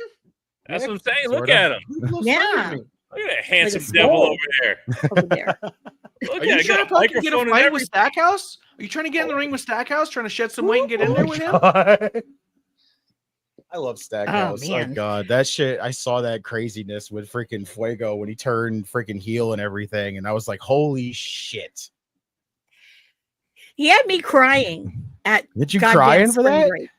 The spring break? Yes, he Oh was my so God. emotional. I was like right there. I'm like, no, Sam, no, that's Oh your my friend. God. No, Fuego, don't do it. No, seriously, I fucking cry. I'm a crier. It was Yeah, wild. that got me. It was wild. That Oh, and when God. Sabu landed at my feet, I'm like, oh my God, I think he's dead. Oh, Tears God. no beer. I'm like, please Right? don't. Yeah, I'm like, please don't. I do that. Don't Justin, die. do the Juggalos ever wrestle near you? I have honestly no idea. Look up the JCW, the Juggalo Championship Wrestling. Yeah. Put it in a little notebook. If they ever come around, go check them out. Go check out ICP. I'm with it. Opa. Yeah. There's Stackhouse goes around with them. Ooh, okay. He'll- He's just a Stackhouse. Damn. Yeah. He's not But you know- Stackhouse when he's there though, so he's kind of got to keep What an is- eye oh out. yeah, he's masked, right? He's masked, He's masked. That's interesting. dude. His character for them is so fucking sick. It's dope. What? You showed me that shit. It's dope. Ridiculous. That is It's so amazing. fucking- it's Wait, have you ridiculous. gone, Marsh? I have. Oh yeah, I went. Really? You think I'm gonna miss a Really? chance to see fucking ICP in Albuquerque with Stackhouse on the fucking menu? Did you walk up Get it. in there and go whoop whoop? Yeah, with the juggalos. You didn't get We off actually as a left- Colt Vanna, When did you? Violent J was setting up, we left to go get sneaky drinks with Stackhouse. And then once the Juggalos let out, every bar fucking closed down. Of Damn. course. For Albuquerque to say we're shutting this shit down because we don't want Of the course. Juggalos roaming the streets is bad, because this is a place that will outright tell you on the news that when someone gets shot, that they go, quote, even if we knew who it was, we'd have nowhere to put them. The prisons are full. And that's it. That's what they say on the news from the sheriff. And you're like, what? Tell me you're looking. And they're like, Prisons "No are point." full. He just Oh my Yeah. God. Jesus Christ. Oh So Lord. Wow. Albuquerque's all like, fuck it, we're not even trying to arrest people. And then they're just afraid of the Juggalos out there. Fucking okay. Well, oh my so Lord. did you see Officer Colt Cabana? No, he Oh my wasn't God, there. Willie what? Mack was there. That was the first Willie time Mack's Willie always- Mack and yeah, Stackhouse was the ever in the chop- ring together. Yeah. Chocolate Juggalo. The chocolate juggalo. chocolate Willie Mack. juggalo? Yep. Yeah. Willie Mack. Wait, that's Justin, my you homie. didn't answer. Did you shed some pounds Yes, I'd have actually. on purpose? Yes, on Yeah, purpose. making sure he's No, not he, sick, no, he dude. didn't want Yes, to. on It purpose. accidentally happened. On purpose. I'm making sure. It just, Was it 'cause just you accidentally switched- happened. I didn't just wake up and go, "Oh wow, I feel skinny again." You could wake up and I be sick wish. enough to lose weight. Did you switch to zero sugar? Oh, Honestly, you no. go. Honestly, Of like gold I'll dust. tell you this flat out. This is gonna sound crazy coming from me, but I basically cut soda out of my life. So There you go. There it is. No more Mountain Dew. no, bro, it's basically been Wow. like water, lemonade, anything else that I can think of. Fuck This is yeah. heroin. This is Fuck Well, with Look at tea, Stack dude. Stackhouse. Everything. Look at that man. Yeah, look at Stack, that. man. Yeah. Justin, you look great, dude. You look Yeah, great, that, bro. bro. Keep it up. Whatever you're doing, fucking keep it up. We'll do. We'll Happy do. for you, brother. Did you do keto? I'm doing because I did keto. Not really. No, I haven't Okay, really good. gotten that. Like I've You kind of don't have like to. I've kind of like cut myself down just like a lot. Like on like everything really. So Yeah, and you're Fuck feeling yeah. good, looking good. yeah. I need to Look cut the into some soda. teas. There's a lot of good tea shops and places. You can get millions of different flavors with just hot water and a little fucking little floral shits. They're so fucking good. We used to like have a subscription to a tea company out in Tucson. Go down there all the time. Really good, dude. Especially when you're trying to cut out soda. Things like teas get real fucking nice, dude. Brew up a big Wow. old fucking batch of tea, throw it on some ice. Nice. Look into God, that. could- No booze, I'm a trap big booze. flavor guy. You know what I mean? I need flavor and shit. We was talking about it even when I cook. I run through fucking seasoning so fast because I'm all like, nah, they say a teaspoon. They don't mean it. What do you do? Take off the little strainer thing, just pour it on Yeah, whole. the Like, fucking let's strainers just- are fucking Wow. obstacles. I'm like, no. That's great. Just abuses the seasonings over here. Yeah. What's in your glass, Justin? Now you're joining us. What's in your glass? We just got this big ass thermos full of water right now. So Is that a Bubba? yes, it is. I love it. I love that you get that. Hey, Bishop, are you drinking anything? We never asked you. Yeah. No, he's drinking. What did Did you not just see him drinking out of the cup? I know. You looking at him? He's got a fucking inmate shirt on. Oh, that's Podcast just Jim Beam Classic. Black. Jim Beam Nice. Black, and then my water on the side. You know what I mean? 'Cause Nice. Good See, stuff. Marsh, that's what happens. That's what happens when you don't host for a while. You know, you forget things, the etiquette. Hey, like I said, What did the you- good That's not thing the only is- reason I forget things, if I'm being honest. Best thing Oh, I is, though, know. I can tell I mean- y'all right now too, since it's been happening. It's been over a year now, officially, of me being back now. So that's the Fuck best yeah. part. Well, no, technically you were with me in that show that went Yes. way off the rails that That's evening. right. I mean, Yes. there's nothing technically, wrong with yes. derailing. That's what happens. That- here, no, okay? there's nothing wrong with the railing, but that one, woo, So I will always be episode 1. It's always always. episode 1. We can't get to So wait, episode are 2 you- until we get episode 1 right. Are you in timing, Um, or are you just not really, because it's just me right now. So the fuck's Jeremy doing? he is actually in a different location right now. Hey, So fuck Jeremy. You moved out? That's cool. Oh, for both see, you guys, this. though. not another I'm one. sorry, Jess. I Now thought it's, we now could it's, now it's a have- handicap Yeah. match. He's gonna have to fight him by himself. Yeah, it's a total handicap match. Jesus, I'm sorry. 7-2-1 asshole. Where did he leave town, or is he just in a different area in town? No, he's still in New York, but he's in a complete different location. He's up in Syracuse right now. So So that is a different town. That's all Yes. I asked. A different town. Yeah. I'm not crazy about states. yes, he's. I mean, fucking still in- Bishop he's still still says in he's New from New York, York, so- but he lives in Delaware. Yeah, you can't. Yeah. He's Yeah. like, I be representing New York and fucking Delaware. Yeah. Fucking chicken nuggies. Why do I feel Yeah. like we were like 2 Chicken- What does steps that even away mean? from that turning into a Ted voice? What is Like- chicken Chicken nuggies nuggies and even Briscoes. fucking mean? That's all that's there. What the fuck does that have anything to do with Delaware? Delaware is most famous for his chicken farms. Just to Mark And Briscoe. the Briscoes. And the Briscoes. The One. Briscoes became famous for having a chicken farm. Then Well, I they know, became but I'm wrestlers. just saying, but you know, that's the only other thing I know that's from Delaware. They wrestled. Shit. Chicken farmers. They wrestled so And much the they were able to buy it. Wrestle chicken farmers. Why they're the only one. That's the only why they're the only known one. They didn't buy Yeah, a exactly. chicken farm, you dumbass. They won one in a ladder match. Sorry. They put the contract up on top of their own house and just be like, we got to climb up there and get it. Yeah. Fucking Yep. deed You in thought the there, Hardys dude. had the first compound. Are you kidding me? No. Yeah. Fuck. Yeah. Chicken on a pole. I'll never not be New York. You can go fuck yourself. Chicken on That's a how I pole know. match. Chicken on a stick, you know, whatever. Hey, I mean, Just you know, skewers it sounds and like fair chicken foods. everywhere. Come to an AEW near you. The fuck out of here. Oh, Sadly, before we yes. get on to too sadly. many other topics, I want to circle back to Becky because last time we were on, it was maybe a week ago or 9 months ago or episode 1 ago. I was giving Becky a little bit of a hard time for what I perceived as lazy heel work. And Bishop, you know, I've talked about this. Anytime an MJF heel comes out there and goes, I'm better than you and you know it. I have a good job. You have a bad job. I'm successful and you're a failure. To me, that's lazy heel work. That is, I'd rather see someone fart in a mic. You know what I mean? Because for one, it's better material. For two, it pisses off the next guy who's got to put that mic by their face. You know what I mean? But when you go out there and just say, you guys suck, that's lazy. You know what I mean? It's the I fucked your mother stuff. It's fucking dumb shit. It doesn't mean anything. The last 2 weeks, Becky has gone out there and done phenomenal heel work where she's just talking shit on Lyra that doesn't make sense, right? And that's good heel work. The good heels, like Bishop and I were talking about back in the Attitude Era, were not motherfuckers saying this crowd sucks. They were the motherfuckers saying your favorite sucked and saying your favorite was not good. And the champion was a loser and the champion was a sellout. The ones who are making you say, that's not true. He's my guy. That's good heel work because it makes us not like your character. It doesn't like what you're portraying, where when you just say you're ugly and you're fat and you're lazy, everyone just goes, boo, because I don't think so. But sometimes you go, but I might be, right? It's just lazy. Right, but then Justin's in the crowd like, dude, I lost 100 pounds. Shut the fuck up. You know what I mean? Yeah. Like, Justin's out there and like, I lost your whole weight and I'm still bigger than you. Right. You know what I mean?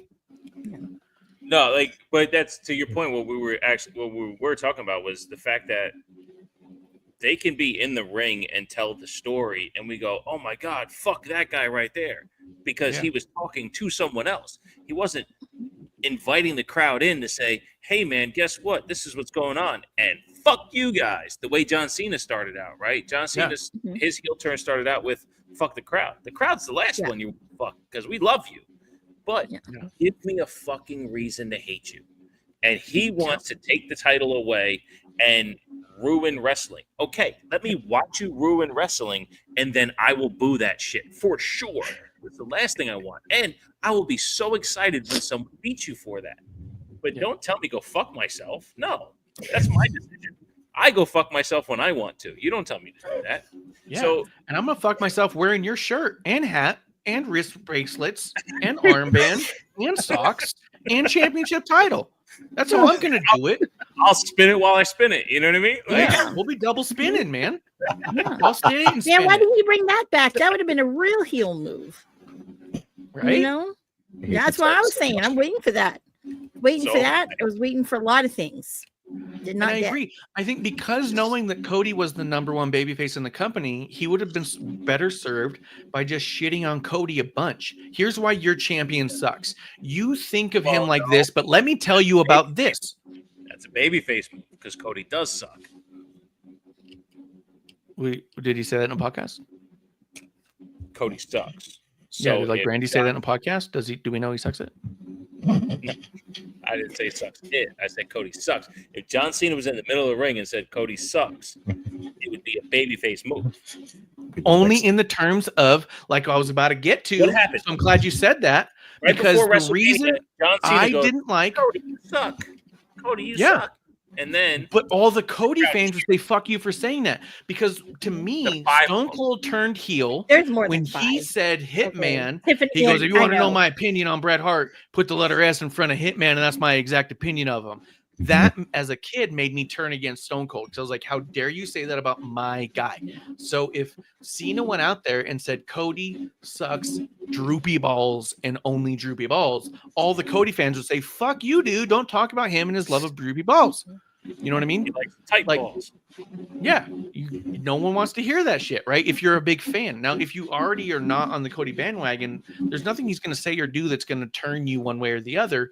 You're either feeling the story or not, right? But for those who loved Cody, that would have been enough. So, like I said, he's talking shit on the crowd. It doesn't matter.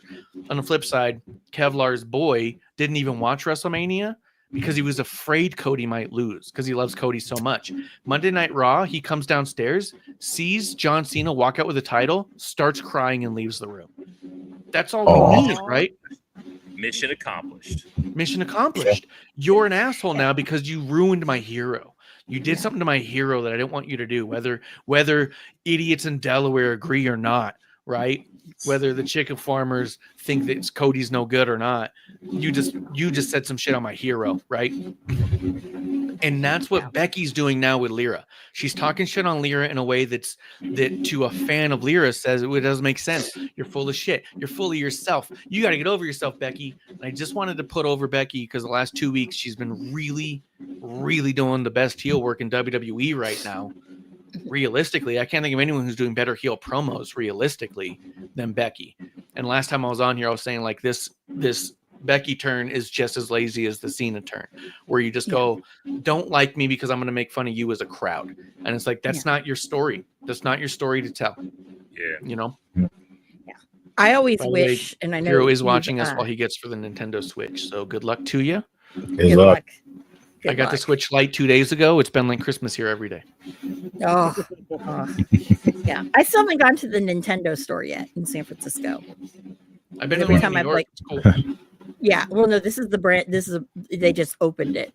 So hard to get a time slot. That's a decent time and not like 10 minutes before they close. Let's just say. Wait in But line. no. This is where you and I've talked about this before, I think on episode 1, where I really wish somehow that whole thing with Aldis, like the taping that we went to and that interview that Sean Mooney did with Aldis and Marty, that whole thing, that was like heel work. That was total heel work with it. And I mean, it was done in a way that it wasn't like, like I'm insulting like how you look, because, I've had that happen. And I think part of of what we used to get back in the Attitude Era, because I think what you're alluding to is that having that pre-tape means that you're not playing to a live audience. You're playing to everyone as a whole. So you're making sure the people at home are involved. And in order to do that, you have to pull them in as opposed to speak to them, because you can just listen to music if you want somebody to speak to you. So being pulled in by the heel work, I mean, we're fucking adults. Everyone here, we're just fucking adults. Like, don't tell me I suck. I'm too old. Like I'm not. You're not gonna offend me. I've been through some shit. You know what I mean? Like in the last fucking 3 months, I've lost 2 dogs and a job. Don't tell me I suck. My life does, but not because you said it. Because I'm going through some shit as a fucking adult. So like, I just don't care that like that's where you want to start it. I'm out. Like Mar said, like so like when Cena and Becky started out that way, like, hey, fuck you guys. Well, no, fuck me. I do the fucking. Tell me why they hate you, not because you don't like me. And that's what Becky's done over these last 2 weeks, is given that room, that detail to say, hey, I suck at being a person. And Lyra is proving that she's better than Becky as a person. So who do you want to root for? The good guy or the bad guy? Who's got a lightsaber, by the way? Not me. That's Justin. I was just trying to message Justin. If you turn up your gain on your microphone, it'll pick up less of the room. Because you have a condenser mic, it actually will pick up your voice better if you actually turn your gain up. Gotcha. I thought it was me. I think it might be a switch on your mic, or at least it should be a thing on one of your apps. But I have my wind. The gain is the term you're looking for. Yeah.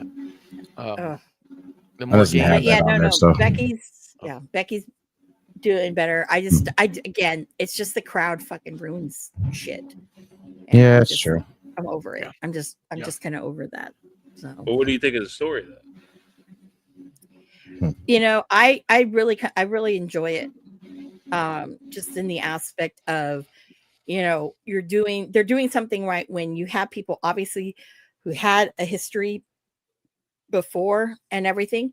I think it's great. And I think I personally think it's risen Lyra's stock a little bit more. I am now more interested in watching her than I was before.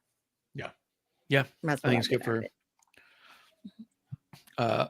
Justin, because we haven't heard from you in a long time, like you said, about a part of a year, what do you think about the Cena heel turn and story in general? Because I think I don't think you're going to disagree with what we just said about Becky and all that. So I want to hear more about the Cena stuff. So when it came down to the Cena stuff, I was completely looking forward to it. Like when after the whole Cody denying Rock, I go, well, it's got to be somebody. It's like there's no way they're just going to like do this whole thing with Cody and we're not going to get something out of this. And leading up to it, it was, it felt almost a little obvious that Cena was going to be the one to face Cody. And when they gave us that matchup, I was going, well, now you have to turn somebody heel. And they ain't turning Cody heel at that point because Cody is the ultimate baby face right now. And you take the chance at this point. Cena, as much as everybody loves him, you take that chance. You have him go out there and be the heel. And I enjoyed the heel turn. I loved the turn that happened at Elimination Chamber. I was all on board for that.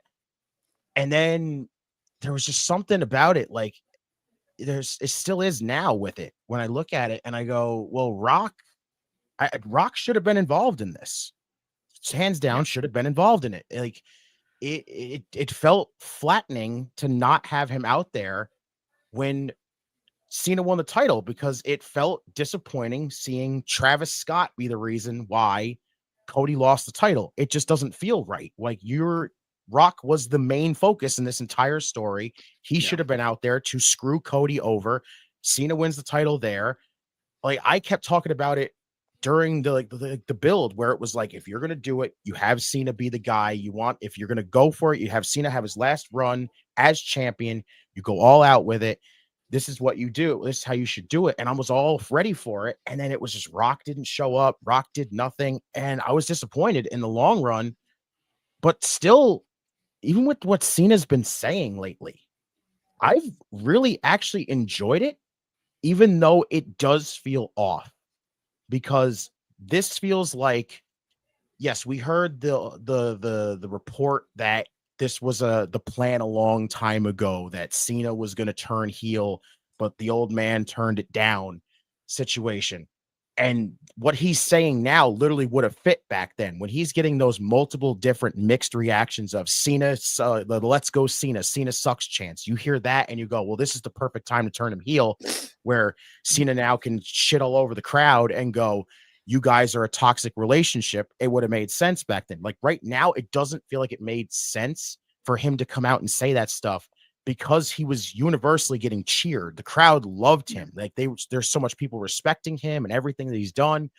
And he was just getting so many like these big, huge crowd reactions and everything. But now here he is coming out here and saying, you're a toxic relationship. You guys have bullied me all these years. And it just feels like the wrong time still, even though I enjoy it. I still enjoy it because I love just this differentness that we're getting from Cena, where it's like, we're not getting the baby face. He's not coming out there saying, support me in my Make-A-Wish stuff and everything else. No, he's going out there and saying, you're a bad relationship. We've been in this too long. I don't know why the hell I freaking was associated with you guys. And then here it is. He's even now doing this to kids. And I love it. I love it though, even though it feels off. But I've been really enjoying it, like, especially with the stuff with Randy. I love the stuff with Randy, what he did just recently. Like that whole thing of, I'm going to take the Orton generation out. So good. I love this stuff that he's been doing, but I just wish that there's still something off about it.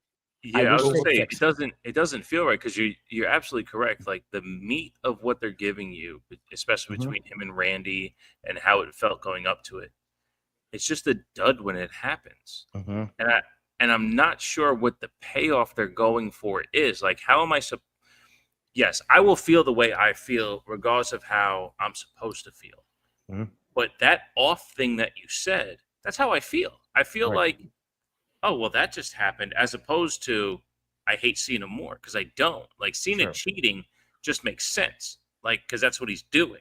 Right. But I also would rather him be a little bit more creative or dastardly to make it that way. Like, for instance, he loses the Rumble. He should immediately sell his soul then and show those signs. But right before he chose the Rock's path, which actually, as he said, your brains are filled with feces and not facts. He did not sell his soul. At least that's my opinion of what he said when he said that. But by choosing the Rock path, he was too jumping around and happy and jovial beforehand. There was no like, I did this through bad decisions, right? So like, had Cody turned heel in that moment and lost to Cena at Mania, there's an entire story you're telling with Cody afterwards that he actually fucked up for once in his career, right? Like he only lost at WrestleMania because John Cena fucking made the deal and Cody didn't. Like that's still not quite Cody losing, in my opinion. So like, had Cody made the deal and lost, now you have a redemption arc that really means something. But Cena does it because 17 means more than everything. So you're telling me by the end of December, Cena's going to figure out that 17 didn't mean more than what the crowd did and all this stuff? Like, how do we get there? Yeah. And middling right now with Logan Paul in a tag match against Cody and Jey Uso, who are already tag team champions, like Cena and Logan Paul shouldn't even be close to winning this match. No, so like none of it does feel right. I think the problem is it's a babyface run as a heel. He's trying to give everyone what they want without crossing a line to get actual heat. So it's the most babyface heel run we've ever seen. That's why it doesn't make sense and doesn't feel right. Yeah. Is like everything he's doing is paint by numbers, mostly logical, but none of it's emotional. None of it you see, you go, oh my God, the John Cena character felt this. You go, oh no, this just makes sense because I guess that's where a story would go. This feels like you're reading a fucking book. It doesn't feel like you're watching an emotional story get played out. Right. When you think about like how shitty the finish was for that WrestleMania, fucking the year before, Cody faced Cena. He faced Roman Reigns, the longest reigning champion in the history of the world.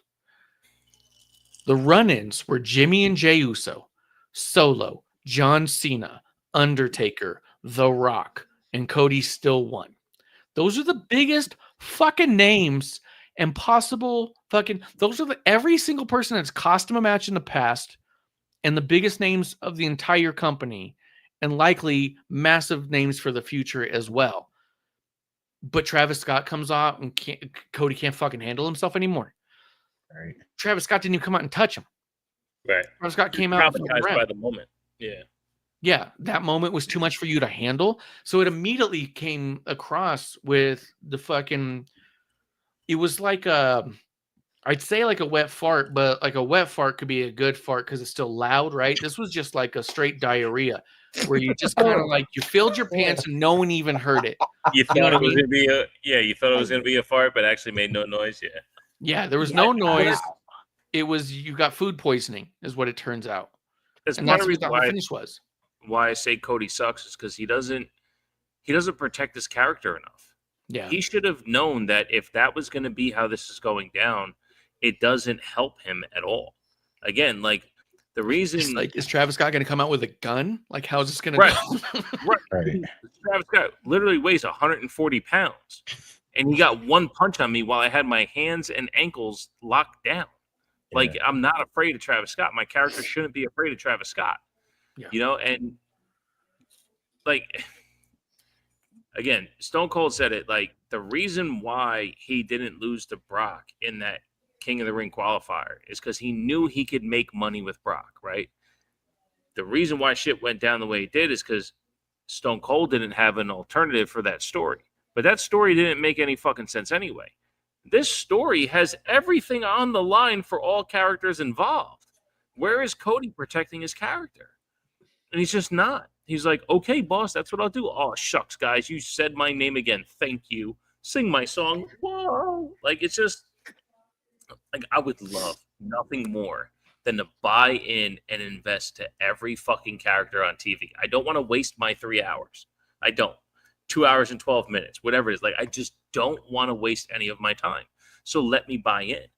And when Becky does it to the crowd, and Cena does it to the crowd, and Cody doesn't protect his character, and Seth drones on but has an incredible match, but I watch Braun Breaker wrestle, and I'm like, you know what? That was fucking dope.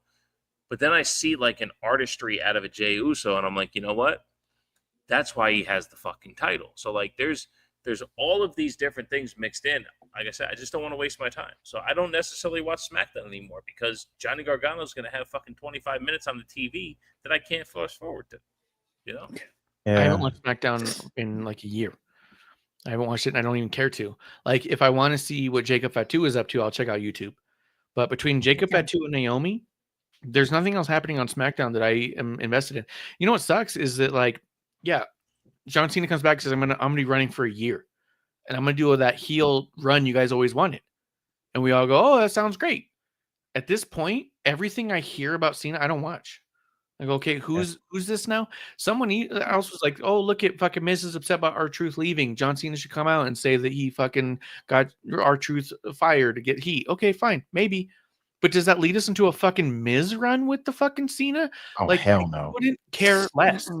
The only thing they could have done to make this Cena turn like fucking great is if he actually lost it to Orton. Because if Orton has it, then Cody has a big fucking obstacle to get that title back. Yeah. But with Cena wasting his time on mediocre promos and teaming with Logan Paul and a match with R-Truth, I'm sorry, no one thought for a second R-Truth was going to be a threat. And that match probably went on fucking 98% longer than it should have.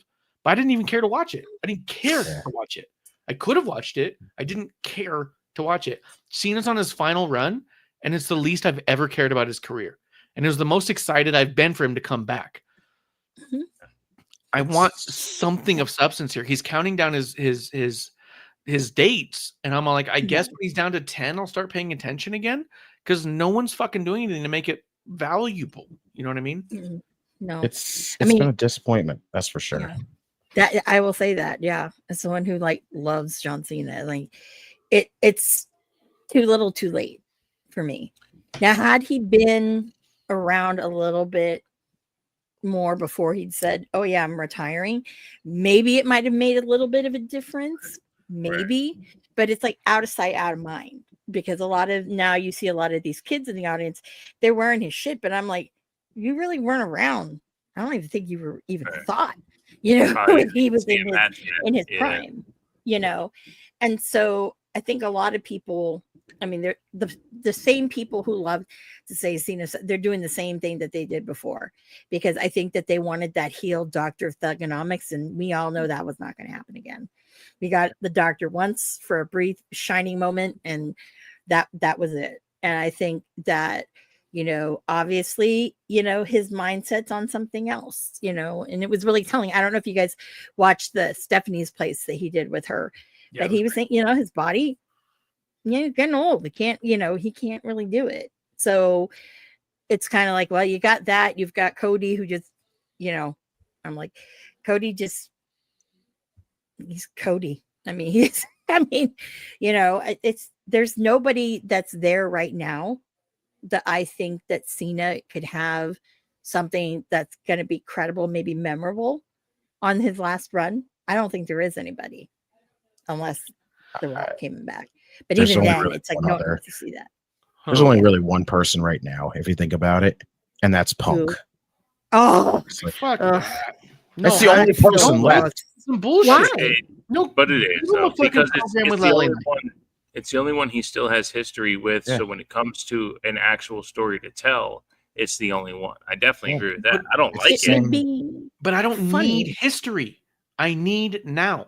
Why doesn't he have a program with LA Knight? Maybe he doesn't even beat LA Knight clean. Maybe he has to cheat to beat LA Knight, and that puts LA Knight over as someone who could have beat fucking the way that LA Knight almost beat Roman, but got cheated out of. Why doesn't he have a program with Drew McIntyre?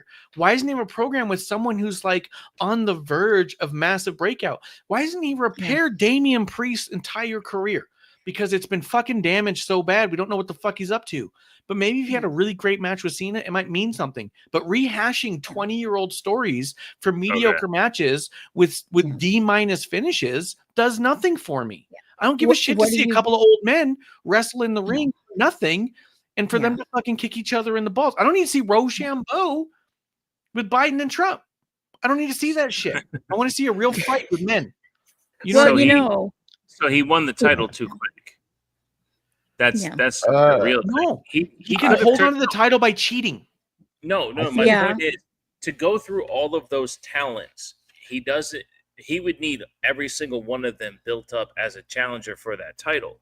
But if he tries to build himself up through the ranks and slowly turns heel by beating these people in those ways, but also makes him look good. Because at the end of the day, I think the four of us agree, Cena is fantastic as a wrestler. Like his ability to tell stories as a wrestler, he's fucking phenomenal. So like getting Damian Priest to the next level, but saying, hey man, I had to do what I needed to do to get to 17. And by the time he beats LA Knight and Chad Gable and all these other guys to get them a little bit elevated, and it ends with him beating Braun Breaker, like, but in a way where it's like, you know what, you're too fast, you're too strong, but I'm too smart. I had to beat you this way. Go fuck yourself. Oh my God, now he's a fucking heel. Like, I absolutely feel that's where you're coming from. I don't know if that's where you were coming from, but that's what I felt when you said it that way. And I would appreciate that story better because, as you said, if he's counting down the dates, then they need to be impactful. Yeah. By me saying he won the title too early, that means for me there's too much birthday, right? Like, we need now high intensity every time we see him because you're the fucking champ. Make it mean something. You know, when Bret Hart was on TV as champion, if he had a match on a Raw where you did see him, he's actually wearing his fucking jeans because I don't wrestle on regular fucking TV. No. Oh, you're pulling me into this match? Well, I didn't even bring my gear because I don't wrestle on Raw. I wrestle on pay-per-view. That was the shit that he used to do back then because it meant something. But now we're getting this middling story where, again, I do appreciate the character, like Justin said, but like it's that little bit that's off that I think us as fans, we're creating this own narrative for ourselves to like feel better about it. But it would be nice to get it feels like wrong timing still. It just feels like wrong timing flat out because you could have done this earlier. Well, yeah, that would have been nice too. Like honestly, even if it was going to come down to some kind of situation where he just chased the title for the rest of the year and then won the title, and then of course you would have to vacate it and then do a whatever tournament for it, whatever the hell you want to do for it. So you listen something to the like show. that. Yeah, that right there would be the only, like for me, the only way the Punk thing with him would work. Just as Punk walked out at Money in the Bank in Chicago, Cena, if Punk had the title, beats him for the title, walked out with it. That's 17. And that's the one that meant it all. Yeah. But what I'm saying is that, like, I think give Cena the Roman Reigns treatment. Cena came in at the end of a match and won the title. He had a few matches in the beginning where he choked out motherfuckers who were smaller than him. So give him the Chad Gable.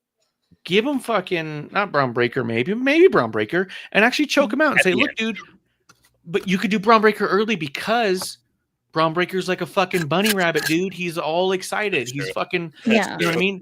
I'm a fucking veteran, dude. I know how to slow you down. I know how to get in your way. Look, I've seen these happy feet motherfuckers before. You know what I mean? How good would Braun Breaker be in that match? Yeah. Have fucking Cena get him in like a fucking guillotine and have Braun Breaker fucking flopping around like a fish trying to get out of it until he fucking slows down. And it's all like, holy shit, Cena's fucking strong enough to choke out Braun, right? Yeah. Give him some of the younger talent who don't need the win yet, but could really go for it. Have Cena choke him out. And then have him start cheating after that when he starts getting to the Damian Priest and the Drew McIntyres and the fucking other dudes who should be able to beat him. Have him kick him in the balls. Have him hit him with the fucking title.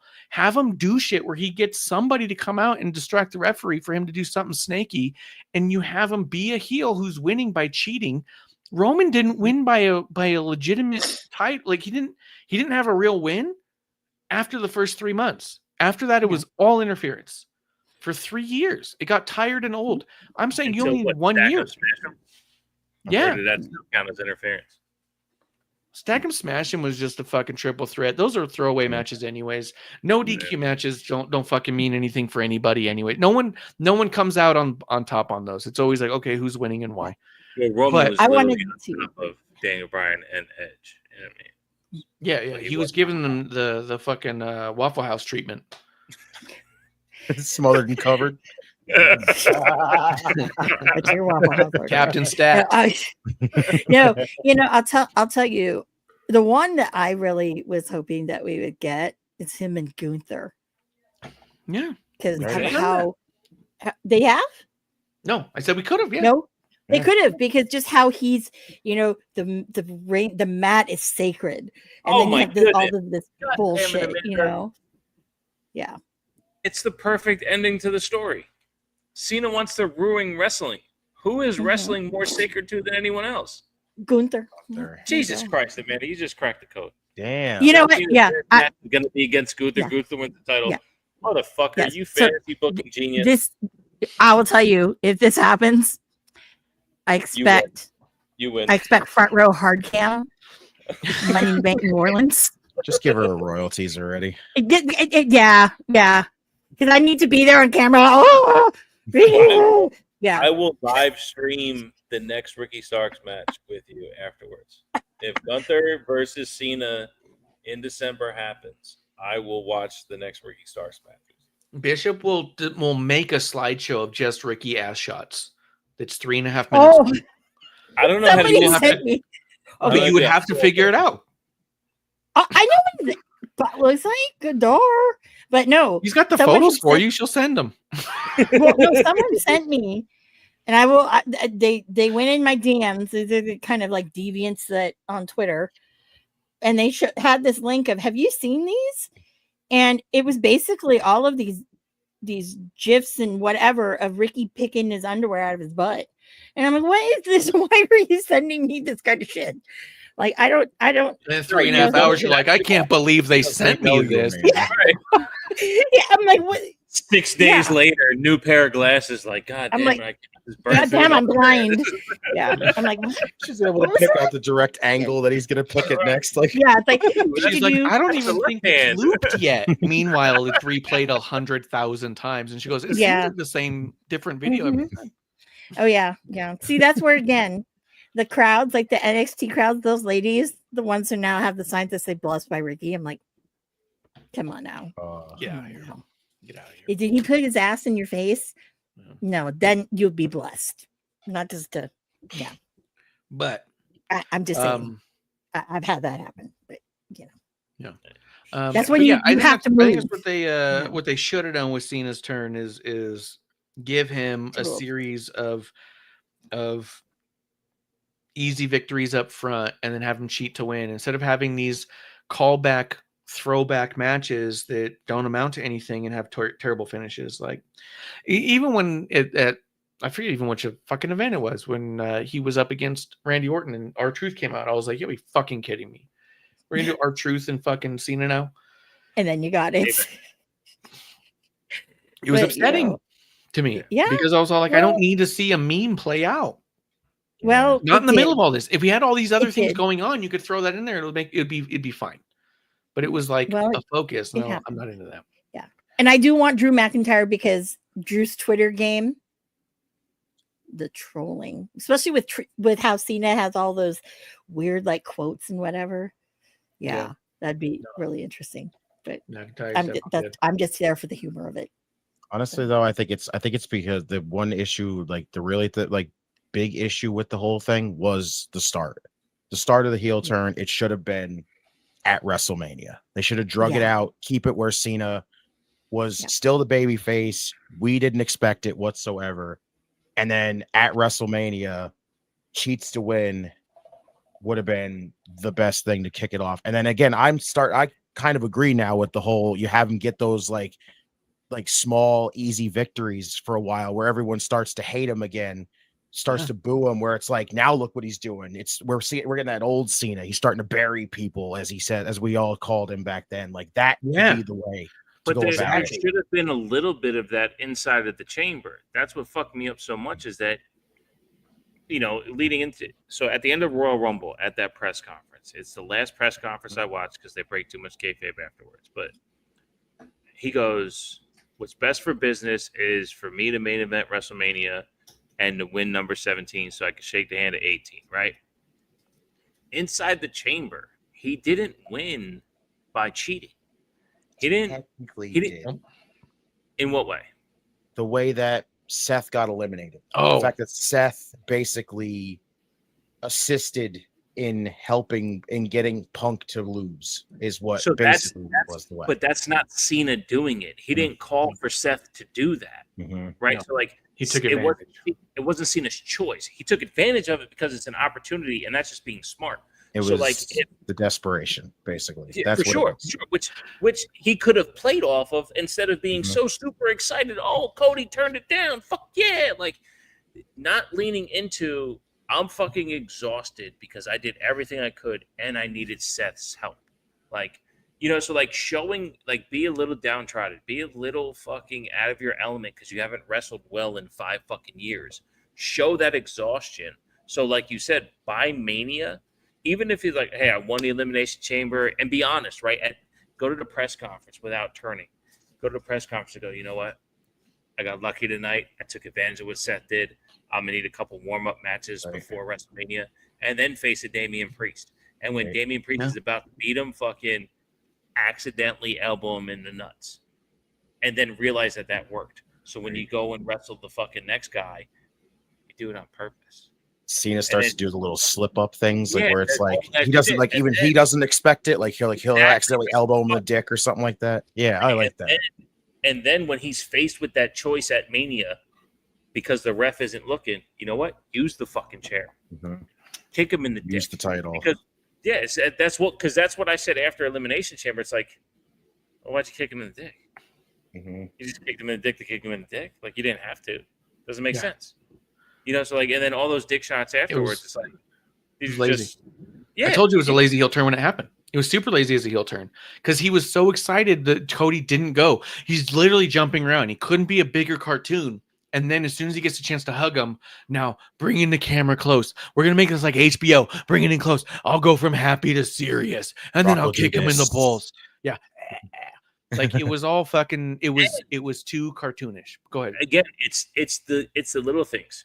Had the next time we saw Cena, he said, yeah, I might have looked happy after Cody turned down the Rock, but I was happy because I knew I could accept it now. Cody was Rocky's first choice, and I'm glad he turned it down because I got a chance to choose it. But all Cena has said since then, he's never once mentioned selling his soul. Never once.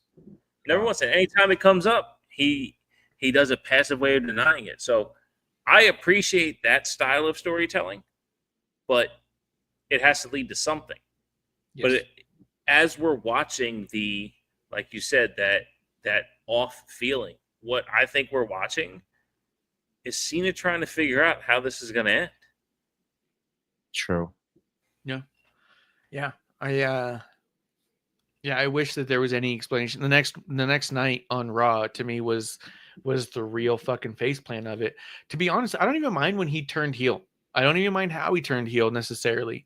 I mind that the match ended with Travis Scott, and I mind that ever since then he never acknowledged The Rock and never said, you didn't sell your soul to The Rock. And I knew standing in that ring that I'd already talked to my good pal from Hollywood, DJ, and we had agreed, if you don't take it, then I'm going to be the one to take you down. And I couldn't have been more excited to be the one to take you down and ruin everything that you and your family have fought for. Like if he just became a dick and just acknowledged that, but he didn't. He just kept going. He's all like, I did it because that dude's lazy, because I raised your kids, because Make-A-Wish is stupid. And you're like, what? Like all of it was so fucking dumb.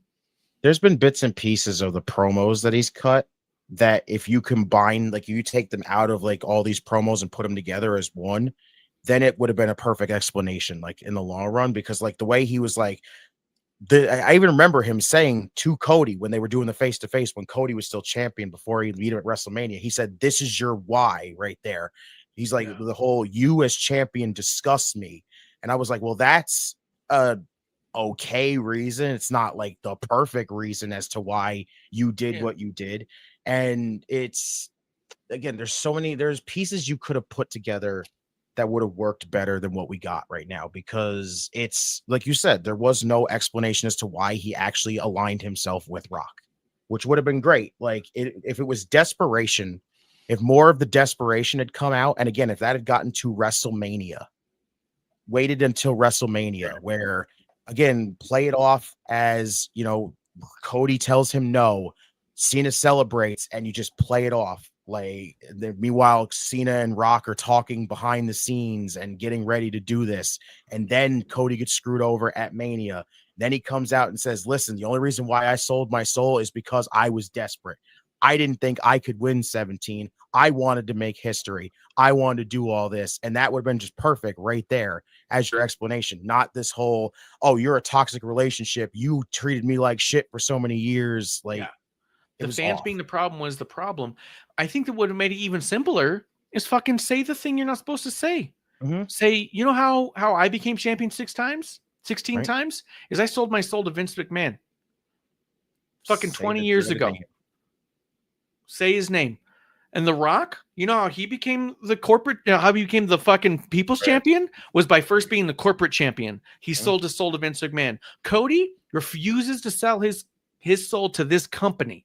And this company is who we continually sell our soul to pay off for you fans. And you think that he's on your side, but unless you're on the company side, you can't be on the fan side. Like, just fucking take it that way, right? Say Vince or call it the company. Say the logo, call it WWE. I sold my soul to the head of WWE in the Ruthless Aggression era the moment I slapped Kurt Angle in the face. Because I knew. The business. You sold your soul to the fans, but I sold my soul to the business. Yeah. You know, and if you phrase it that way, because that's the truth, right? The truth Either is way. He sold his soul to the business. And because he said it like this, we were able to go public on my back. We were able to have stock on my back. We were able to do these things. And that's the truth. So but I wasn't able to have a family because I had sold my soul to the business. That's why I don't have kids, not because I raised yours, but because I gave up my ability, my time to have a child, to raise a child, to be in this company. You know, my child is this company. My child business took everything from me because you left this company. You know, like this is weird, dude. Yeah. This is like that fucking. Why are you like? I'm like getting dizzy. I'm like musical cameras over here. Oh my god! I feel like I could do it, so I felt like it. Oh boy! All right, this works. There you go. Now I can see your background. Yeah. Oh yeah. You need lighting. Oh yeah. No, look at.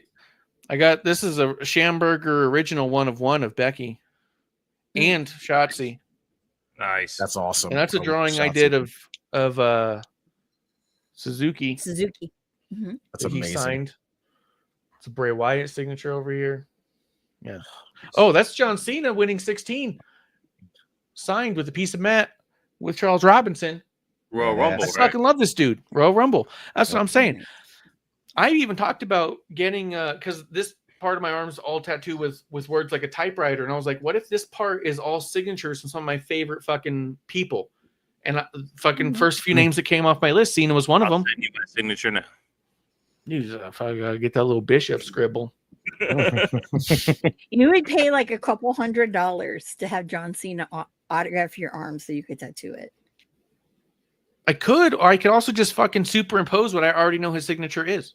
Yeah, but that's ghetto. But you know. Well, here's the deal: is I was thinking about it. I was like, I could have all these people sign my arm and go get it done, but also a bunch of people I've already met and had them sign something else.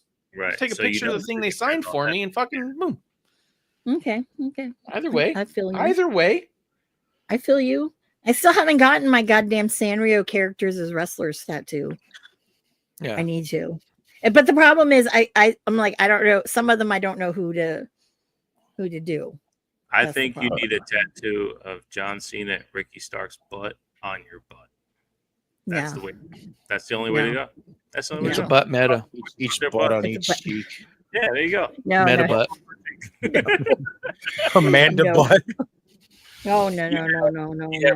Butt in those white tights that you like, and then John Cena's butt. No, I don't like the white tights. The white tights are those ones really. You don't fuck with Ricky in white tights. Tiny whiteys.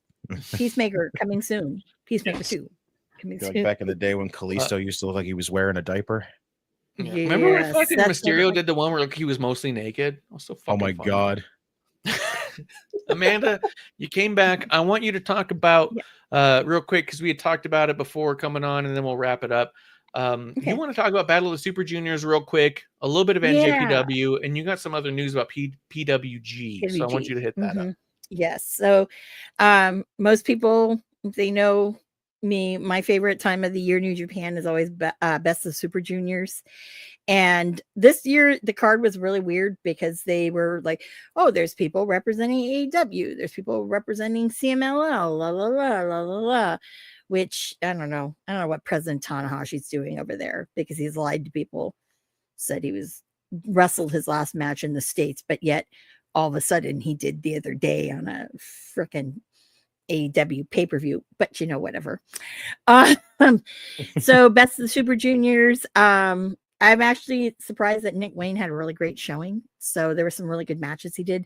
But our boys from TMDK, the Fujita, oh God, I always screw up his name. But he was Zack Sabre Jr.'s young boy. So he actually won Best of the Super Juniors, which is awesome. Normally the person who wins it, they get a match at there's a major show that they get, but because someone is El Desperado is retiring, he's opted to say, can I have a different match, because that's going to be the headliner. So yeah, Despy's retiring. Yeah, Despy's retiring. Oh, that sucks. I know. It seems like New Japan is just like losing people left and right. Naito. Wow. Then Bushi saying, I'm not even going to, negotiate. I'm done. Not Desperado. Yeah. It's really kind of sad. Like, what's going to become of it? Is it going to become something that they're really hurting? Tony Khan buys him. God forbid. No, he doesn't need to do that. But it don't look too good under President Tanahashi with the good hair. So there's a lot of movement going on over there.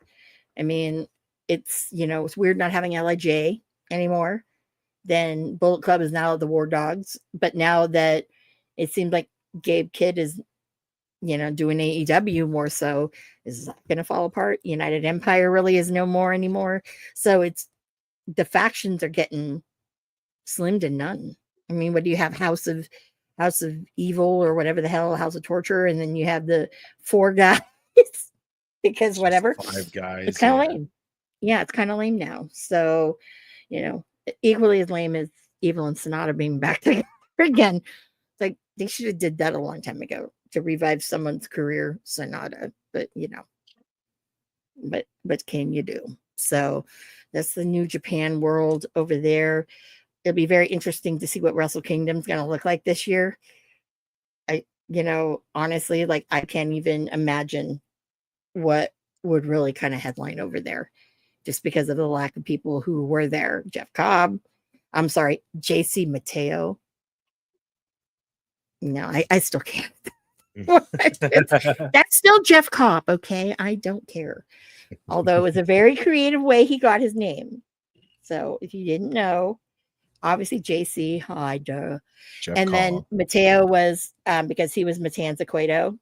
Took the two. Now I get what it's called. Now you get it. I like everyone's it. like, oh, Mateo, it's because he was from the Bay Area. No, it's Matanza Cueto. Now I don't hate it. Now Yeah, now you don't hate it. I still hate freaking Ricky Saints, but he also did a film as JC Mateo. Did he? Yeah. Did he really? That was something that I saw right after they released the name. Somebody put up a cover art of a movie. I'll see if I can pull it up. Oh, interesting. Very interesting. So yes, that's the origin of the name. Cool. Yeah, because I thought, oh, that's kind of badass. So now I don't hate it now as much as everyone else does. Exactly. Speaking of hate, I his entrance music, I dig. I dig Cobb's entrance music. I don't dig. Ricky needs new entrance music. That shit, that bootleg copy of fucking what he had at AEW needs to go. Needs to go. No, it needs to go. It's awful. I'm sorry, it's awful. It's like, I get it, but it's just no. It's not audience participation. You need to get rid of it. You really do. You need something else. But yes. So, Marcia, talk about PWG. So, I just last want to say week. real quick, I was hoping Ricky Starks, because the music is non-copyrighted and it's free to everyone, and I understand why WWE wouldn't do it because they are holding off to when they can. I think Ricky Starks 100% should have had MJF's music. That's right. That's copyright free too. So It's copyright free. I've used it for other things. I've used Oh it for my a number of God. things. If you go and Really? listen to the Wally Backman podcast, he had a short run of a podcast. His intro music was MJF's theme, because I was like, this guy's a heel. I'm giving him MJF. But I absolutely, when Ricky came in and they gave him that shitty fucking music, I was like, you know what they should have done? Just stole MJF's, because it's fucking copyright free and they can. The same way that they did as soon as the Hardy Boys showed up in AEW, they just took the Hardy Boy music because it was copyright free. Just do it back. I just know that WWE is not doing it because they already know that those fans will know that's MJF, and when they see Ricky, they'll be confused. But Yeah, I still they're think already it'd be a confused. petty fucking funny thing to do. Yeah, they're already confused. But I think now that they hired that like rap, there's some rap guy that they hired who's supposed to be remixing people's stuff. He needs to do a theme for Ricky, because it's the guy who does that one that AJ had, and yeah, My Sticky God. Stone. yeah. I will we need that. say, He needs that I treatment. think everyone's hatred of JC Mateo is goofy at best. Oh, and Bishop, if you get that fucking poster and you send it to me, I'll put it up on screen. Yeah, I'm trying to find it. Yeah, I'm just saying, if you're ever to be successful at that. So It doesn't feel like it, but I got Damn. I just think it's ridiculous to Jesus say Christ. JC Mateo's not that ridiculous because he was Jeff Cobb. So calling him JC works for me. I'm not going to be saying JC Mateo every time. I'm saying JC. You know what I mean? Jeff still call Cobb. him Jeff Cobb. Same, Just same. Cobb. That's my Ohana. And they called him No, Jeff it's Cobb Ricky when he Stark first showed up, Saints. too. Yeah, when he It's like first one started, of they those called him Jeff Cobb. hyphenated. And then they called him JC Mateo because in my mind, I was like, because it's Jeff Cobb Mateo. Right. I think JC stands for Jeff Cobb. Jeff Cobb. Duh. Yeah. So then fucking And then- get over it. I don't have a problem with it. I His didn't name hate is a it. good name. I didn't hate it. It just came off weird when it first said it, and I was like, JC Mateo. Okay, well But that's now you interesting. know. But now I know You what know. it now I know what it means. It's Jeff Cobb. Mateo for Matanza. That works. Matanza Cueto. Mhm. Love it. I love Yep. it. Creative. Fucking my Ohana motherfucker. Anyways, so PWG. So a week ago, it was very mysterious that the PWG website disappeared off the interwebs. People freaked out about it. Well, it's back. And recently in an interview, Matt and Nick Jackson, the Young Bucks, for those who don't know, were basically saying, kind of hinting at, I think they're done with AEW, and that they're Say that actually one more time. interested. Okay, the Young Bucks. I think they're pretty much done with AEW because now they have expressed interest in buying PWG That and doesn't using mean it.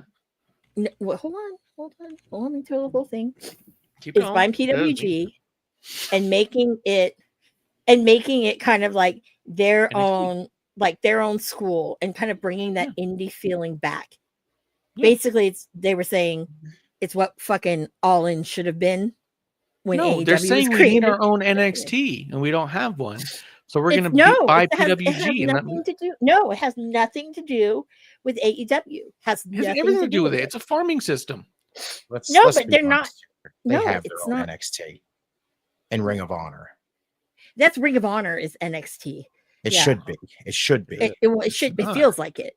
I thought It that was feels where like they went to die. I thought that was like a pastor No. thing. Like No, they the didn't. pastor. No one comes the up out of pastor- ROH. They go from the main roster to ROH. It's the reverse. Sometimes you get some that come over, Yeah. but when you get put to pasture is when you stop wrestling.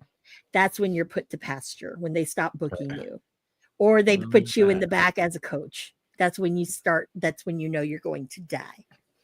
Just collect the check. Free money. But yes, no, they're really they're interested in buying PWG and making it kind of their own. It has nothing to do with AEW was mentioned.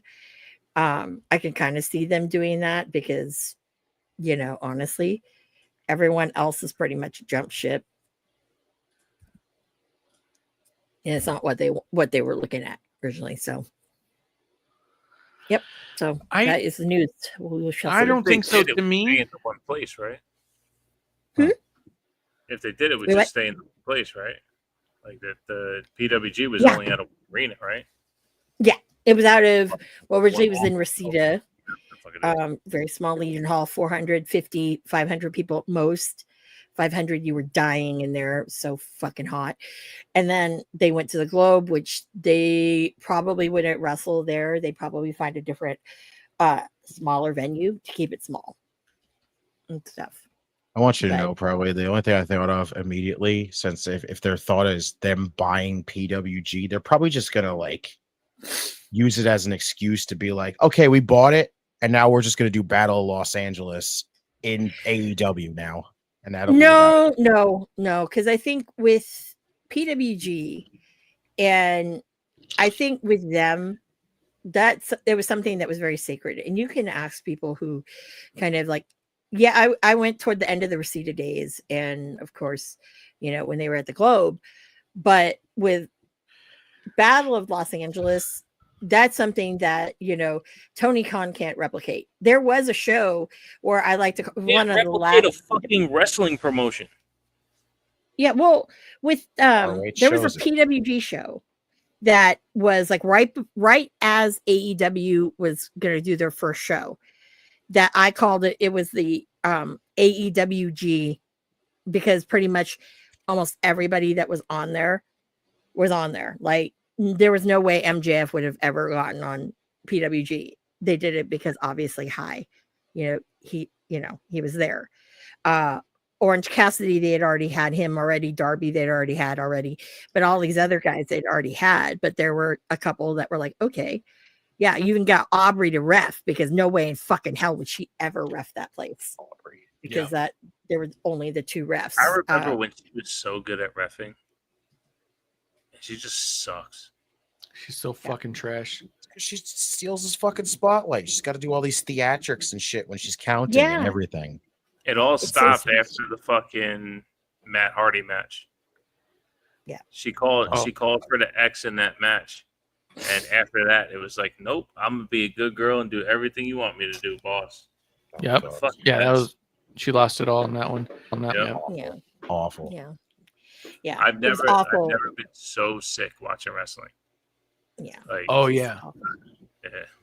Yeah, she's awful. When I went to Defy and to the Free Ricky Starks project, she was the one who came in after Ricky Speared the ref, and I'm like, do not make it about yourself, bitch. It's not about you.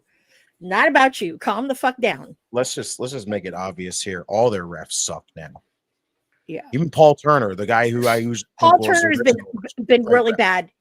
He disappoints me. I love Paul Turner. I but do he too, and he's disappoints me. fucking. He was the only good referee they had, and he's been fucking god awful. Even Stephon should- Smith was starting to get really good, and now Stephon Smith. Do you remember that Earl Hebner worked for AEW? Yeah, for a Yes. hot minute. Yeah, I Yeah, remember that. Do you remember? Yoda Do you know why he left? because of her. Because the rest of the referees suck. Because this No, is where it 'cause was of Aubrey. going.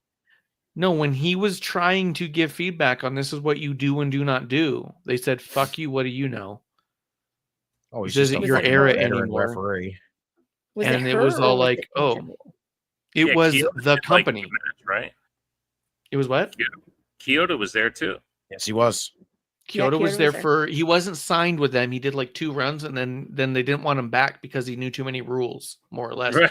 He was giving feedback to referees. God Hey, How dare you forbid. know the rules You of being don't- a ref? Yeah, you don't want to do this when you're a ref, and they're like, you don't get it, dude. You don't get wrestling. Get out of here. And you're like, the Mhm. dudes who've been doing it for more decades than you've been alive. Like they Yeah. don't get it. They don't know. Like what the fuck? There's a reason Yeah. why every veteran referee goes in there and doesn't cut it. They Yeah. know how to fucking officiate, and that's not what they're looking for. Yeah. They're looking for people to play a part of the show. The perfect example to me is that where did Aubrey come from? Aubrey Edwards came from a fucking company where she could literally dance in the ring between matches. She could do 3-2-1 ballet battle. dances. Huh? 3-2-1 battle. How Mhm. often does she do that? And All who the is her time. trainer? Someone who is canceled. I'm just saying. I'm just Which saying. Oh God. I can't remember, but I remember when she mentioned it, and I was like, ugh. Yeah. Which, by the So way, it's that one of fucking Drake Younger is back. I didn't Yeah, realize. I fuck saw him that perform. shit.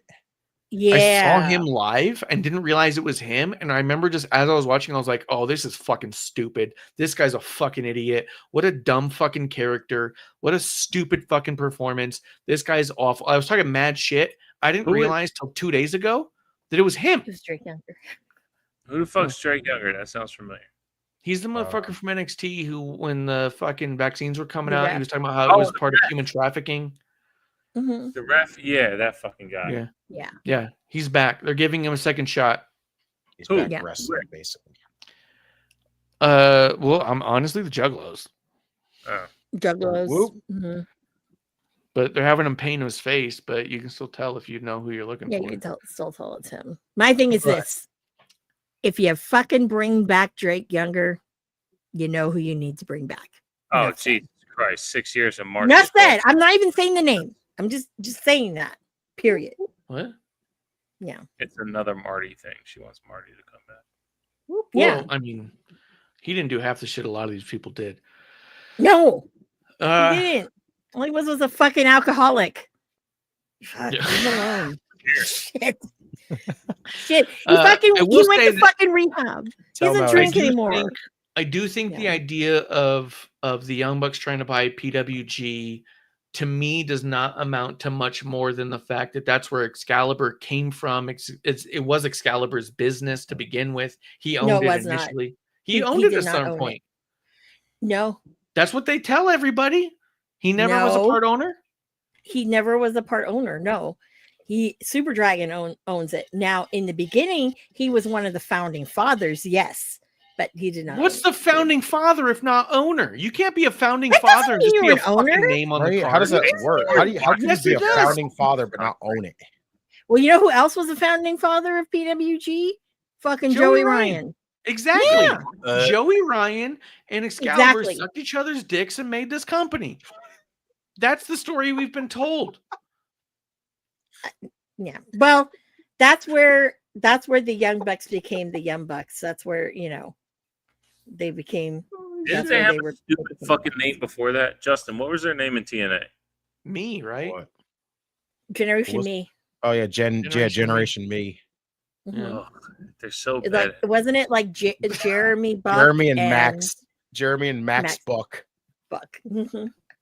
Yeah. They're so fucking bad. And then someone's like, "Oh, they should make a BTE movie." I'm like, "No, they Of they what? don't." Just watch all the fucking Exactly. episodes of BTE in a fucking row, and you got a movie. There you go. Yeah, like I only watch until like maybe like one in the 130s, 140s. The Will they be greatest all thing over they the ever Yeah. did was when Cody Rhodes said that what they were about to commit was capital murder. It's the only thing that stood the test of time. No, there's other things that have stood the test of time. None Like of it. what? Name one. I just named one. Um, There was only one. I think all of the harmless ribs, Flip Gordon, that stood the test of time. Flip Gordon has Yeah. not stood the test of time at this time. Well, I like Flip Gordon. Brody Lee talking about, Uh, fucking I'm Griff. sorry he went to fucking Mexico and found a really good woman and has a child now and is doing well in CMLL. I'm sorry. Yeah, I he mean, flipped his Gordon and everything's all good. You know what I mean? Wait, he's in Who's he with CMLL? now?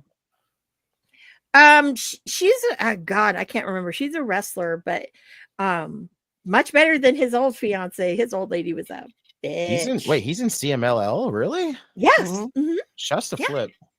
He's been doing that for the last like year and a half. Him Almost and 2 Tessa. years. Him and Tessa. Oh, Mhm. God. I have no problem with Tessa Blanchard. I'll I've die got on no that hill. problem with Tessa Blanchard. Yeah, I think Nope, absolutely. I I love don't her. think why WWE wouldn't sign her and just tell everyone that this to fucking eat it. Well, my thing is, it's like there's mean girls in wrestling, and the ones that are fucking that don't like Tessa are all the fucking notorious mean girls. Allison Kay, Drama Queen. Chelsea There's a reason why Green. Allison Kay has not been signed by anybody, and it is Exactly. not because she had beef with Tessa. Okay. That's a Nope. good point.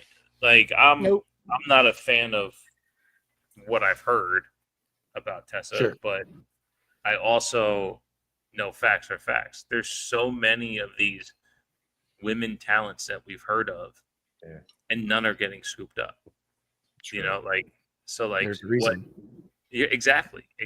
And again, Tessa has abilities that if you show contrition, because we've talked about this, one thing that we are on in episode 1 is honest and forgiving, right? So anyone who wants to show contrition for any act about anything, as long as your actions going forward shows that contrition, whatever, we'll give you a chance. We'll give anyone. So like, 100%. Go for it, right? Like, and we've talked about this too, specifically with Tessa. Yeah. If the locker room says it's okay, it's not for me to say it's not okay. So like, go for it. Yeah. Well, whatever. Yeah. If you're putting that on TV, it's because you all agree it belongs there. Fine. That's fine.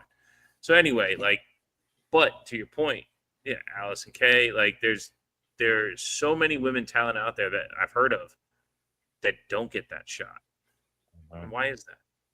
Exactly. That's the thing. And I can't go into it because of how I found out information, but there's definitive reasons on why a lot of those people who shit on Tessa are not being signed. And it's not because they butted heads with Tessa. Tessa's not getting signed because those people buried her and she's having a hard time coming back from that. But like you said, if we as a community, as the IWC, can condemn, then we have to allow for redemption. There has to be redemption if you're going to have condemnation. You cannot have one without the other. Oh, shit. Just in Time is the Redeemer. Oh, shit. You can't talk about redemption without getting redeemed. And I stole that from Miro. No, you did. There's no way. You came up with that. On your Here's the deal, though. You're going to do a lot better with it than he did. I'll tell you that. I only took it from him because literally, I when I came back, literally last year, I had to do this. It was like a redemption tour for me. You know, I missed over a year of this shit. Guess what? It's redemption time. So I am the Redeemer now. You are the Redeemer. See, I'm the only one that doesn't have a little thing because get one. I'm not cool enough. I don't know. Okay, hold on. She's gonna put in a butt squeezer if you're not careful. Wait, what? Peach juicer. Peach? No, don't do that. No.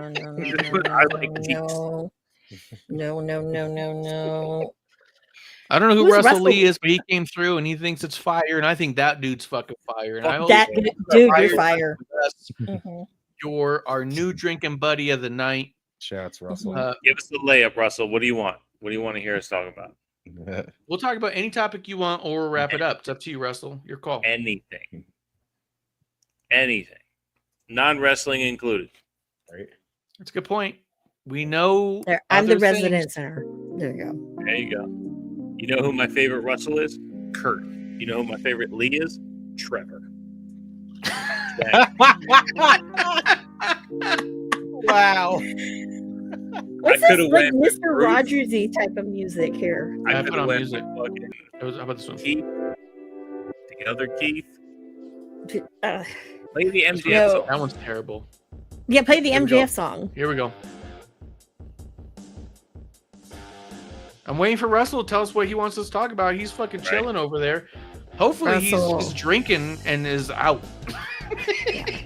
Or maybe he agrees with us with this Tessa nonsense. I don't know. I don't know. Yeah.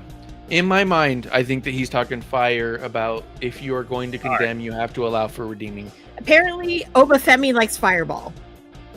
There you go. Learned that today on a little clip on Instagram. So Mariah, he was talking to Sheamus about whiskey. Oh, that's a good call. Asked him, well, what kind of Mariah May shows up, and the IWC says, "I can't believe she went from Wembley to a warehouse." Right? And one of my comments to some jerk off was, "Yeah, imagine going from the main event of WrestleMania to Hatfield Armories." Right? Because Sasha Banks was the main event of WrestleMania, and on a weekly basis when she shows up as Mercedes Moné, she's in front of fucking 1,500 people. All right, maybe 7,500. I'm sorry. Yeah. They almost never get above 5K. No. Okay.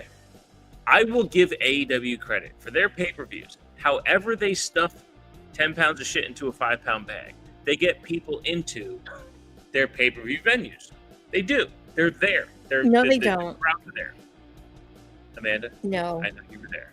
But when I will on illegal TV or on fucking Twitter, either way, like, whatever these fucking AEW glucking and throaters want to come across as.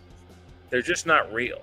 At the end of the day, going from Wembley to a warehouse is going from non-structured wrestling to learning the ability to fucking wrestle. The entire package of it. So Mariah May is going to turn into the best fucking promo she's ever had, and she's going to have high quality matches more than she's ever had. Right. Yep. That means more to people who are artistic. Now, people who love money and who are jerk offs like us that sit on the couch and go, I wish I had $1 million. Let me go to the place where some cokehead gives us all the money in the world, but we don't know what the fuck we're doing. No. Go be fucking creative and kick ass. I'd take it. So, shouts to Mariah May showing up in NXT. I think it's awesome still. I am happy for her. I am perfect place for her to start, honestly. Like, again, you're not going to get a lot of people in WWE that know who the hell she is. You have her start in NXT. It gets her the exposure. It gets everybody adjusted to her. It lets her get adjusted to the WWE style. And then when she hits the main roster, everyone's going to do it like they freaking lose their mind for Stephanie Vaquer. Like, well, here's my question. Because when she came out, she did not say Mariah May or anything. Just the glamour. No one chanted that. She was just the glamour. Yeah. So is she coming in as Mariah May, or is she going to have a new name? Maria March. I had a funny someone one. said Maria I had a funny March. one where you could literally just, you could still call her Maria May. Just take the H out of her name and just call her Maria May. Yeah, Maria. Just call her May. So I remember being on episode 1, and Amanda goes, I don't know if I can ever call him Carmelo Hayes because I know him as Christian Casanova. Valentine, all you fucking indie fans. You know what I mean? But what's his name right now? Carmelo Hayes. Exactly. Yeah.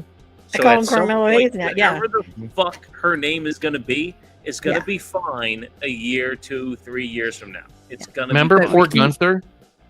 Yeah. What I'm hearing is true. That one is that I still call him Walter. I still do. That's Walter. That's Walter Gunther. I want you to know. I'm you know so what? No, used to you calling don't. Gunther Rewind now. the fucking tape, Amanda, because I gave you. I credit did say for saying Gunther. this. Yes, I Yes, you did. I did. Because you But a lot love of times it I and do you slip and respect call it, him and that's Walter where it still. needs to be. It's I do. Gunther. I says it from time to time, but yeah. Not even a Ricky Gunther. Starks is always going to be Ricky Starks Saints to me. I do The long want. name. I do want to say though that I'm super excited for Mariah. And one of the things I'm most excited about is the regret I'm always going to have from her, because she was one of those talents that I started watching years ago when she was strictly an Australian wrestler. I came across her on the internet and I was like, this girl's pretty. She's a wrestler. What's up? And I started looking and I was like, oh shit, she could fucking go. I was like, I started watching her matches and I was like, she's really good. And then I started watching her promos and I was like, yo, with time, she's going to be fire. Like, there's a lot of potential here. She's got a lot of star power, a lot of like drawing the eye power. And I started following on there before she ever signed with she even came to America, before she did her Japan tour. And she started selling all these signatures for like 10 or 15 bucks. And she goes, I'll send them international for cheap. And I was like, I should get a couple of these little signatures. And then I was all like, you know what? I've been burned by all these fucking indie stars who never become anything. These Australians who come over and become OnlyFans stars. They never fucking wrestle. You never know their fucking. You watch their socials. Who was Slipknot? Adam Brooks, talking about these Aussie indie people. I miss Adam Brooks. Oh, Adam Brooks. Never mind, Brooksy. Retribution. Jesus. I mean, I don't want to call out some people, but there's a lot of fucking women who've come from overseas and come over and have just become swimsuit fucking Instagram models and OnlyFans kids. And you follow their account because they're wrestlers, but you haven't seen them a picture of them in wrestling gear in a year and a half. It's all them almost nothing. And I was like, you know what? I don't want to get a fucking 8x10 of some pretty girl. Rosa, I couldn't hear you. You coughed. I said Dude. Elena Black. Oh, Jesus. Dude, no, I'm thinking of smaller. Like, look at Shazza McKenzie. She was supposed to be this next big thing. Yeah.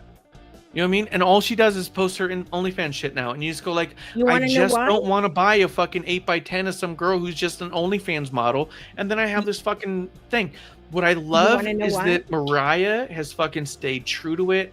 She's fucking grinded it out. She went through AEW. She attached herself to Tony Storm right away, became champion, and now she's in NXT. And what I love is that I'll never be able to afford her autograph again. because tell you she's what, one though. of the outliers, right? A lot of Look them at are that. not. Sorry. You could for like $40, like $46. Right now is the time. If you're gonna do it, right now is the time. Yeah, like one of those like things. Actually, those in 2 weeks, PLEs. it gets a new name, and then you get all the Mariah May autographs for cheap. That's when you do it. There you Yeah, go. There you you could go. do that. Look, there's a way. There at the end of the day, do I super need a Mariah May autograph? No. Am I super excited for her? Yes. She's one of those ones you that I need was that watching Tuesday, years September, ago. bro. Do you have any of that old fucking merch you're not getting? Do you have any more of those kiss cards you made? Like just fucking nothing. I think if you look at what she did in AEW, because in my house, the Terrible Wrestling Takes Kingdom, we're Tony Storm fans. We always have been. When I played AEW and that feud for the family, they're like, wait, which one's Tony Storm? Her ability to do that to casual fans, right? Like, Yeah, that's talent. that was Like, amazing. regardless of what the story was and what they were doing, because you don't need to follow along. But if you turn on the TV and you're like, wait, which one's Tony Storm? Which is Tony Storm? The ability to do that, not just look like her, but to present as her, like, that's talent. So you're Yeah. right, Marsh. Like, if the trajectory holds true, you shouldn't be able to afford her autograph. Yeah, Like, that's my point. yeah, I love it. for sure. And that's, I don't think I would- have a Jacob Fatu autograph, and oh, it I know, couldn't I be don't more either. I don't even frustrating know. and more exciting. I'm so I don't mad even I have a sent photo you with all him. the confetti. I wish I had some of that. Like, I gave you all the confetti from that match. Like, I just, Yeah, dude, I have it all framed. I got a couple pieces I can send back. it's not even Hammerstones anymore. Like, that's Now it's Fatu. Fatu's. Like, that's also Fatu, because that's fucking WWE shit now. Like, and Yeah. that's Like, trivial Yeah, to and think I don't about. even have a photo with Fatu, and I used to see him like almost like every fucking other week. Dude, I almost Yeah, he's wish right I in just your asked him to sign backyard. my shirt. Yeah. Like, because the shirt I was wearing, I think, was a Not Sam Shill shirt. So it just says Shill really big. And if Jacob fucking signed it and I framed it, it says Jacob Fatu Shill. Fuck yeah. Fuck yeah. Fuck You know what I yeah. mean? I should have just been like, dude, fucking sign my shirt. I don't give a fuck. Like, do it, right? But I love those moments when those people you're so behind but come out of your grasp, Yeah. come out of your reach, because you go like, dude, I wish I grabbed a little piece of you, but I'm so fucking glad I can't even reach you now. Like you fucking earned it. You deserved it. And that's how I feel about Mariah. She showed up in NXT and I was all like, fuck yes, I'll never be able to forge your autograph now. And I turned it down when I could, and I fucking love that. I love that for you, and I love that for even me to be able to say, like, because I've been following you for this long and seeing where you're going, like, you fucking did it, dude. You fucking did it. You stayed true to it. You grinded it out, you know? I would say, by the way, Bishop, you should really refer to your house as the Terrible Wrestling Turf. It's close. Six with the TWTs, right? Like It does. Yeah. It does. It Yeah, does. yeah. Kingdom just leaves a bad taste in my mouth. Oh, I've been Thank known. God they're not. Okay, why is I AEW always running do. 4-hour shows? First of all, here's Because the question one. NHL playoffs are happening Oh, tonight, so okay, they're well, doing well. Collision and Dynamite back to back kind of situation. Oy, oy. Gross. Okay, and then this was a Justin's the quote. man, dude. I'm so happy. I have to quote this Fucking awesome. from someone on my timeline. Someone needs to smarten Will Ospreay up and tell him not to say the reason AEW sucks right now in any promo ever. God, what a fucking douche canoe. I love it. What an idiot. I swear to He God, thinks that's the downfall of that company. You made him the fucking face of your company. Fuck you, Tony Khan. Are you fucking idiot? He's trying to be CM Punk. No, he's not. Yeah. Yes, he is. Will Ospreay can't even be himself. Okay? That's my point. Dude, he's no. What the fuck is happening? I just said the same thing as you, and you got mad about it. He's trying to be CM Punk. He's a shitty dude trying to be shittier. He's in a company trying to say that the company is shitty, Lacking trying to complete elevate himself. authenticity. Yes. Right? Yeah, No, no, without no. any fucking authenticity or reality based. That's He's not exactly what CM CM. Punk is. That's who he is. No. You CM don't Punk did the hold same on, shit. Amanda. See, you hate CM Punk You hate doesn't fucking Ocean assault Spray. women. You're the same fucking person. Yes, because my wife thinks CM Punk is gay. Like in What? real life, yes. My wife looks at CM Punk and goes, "You know what? He's a closeted gay man." I said, "Really?" Oh my God. Holy shit, you might be right.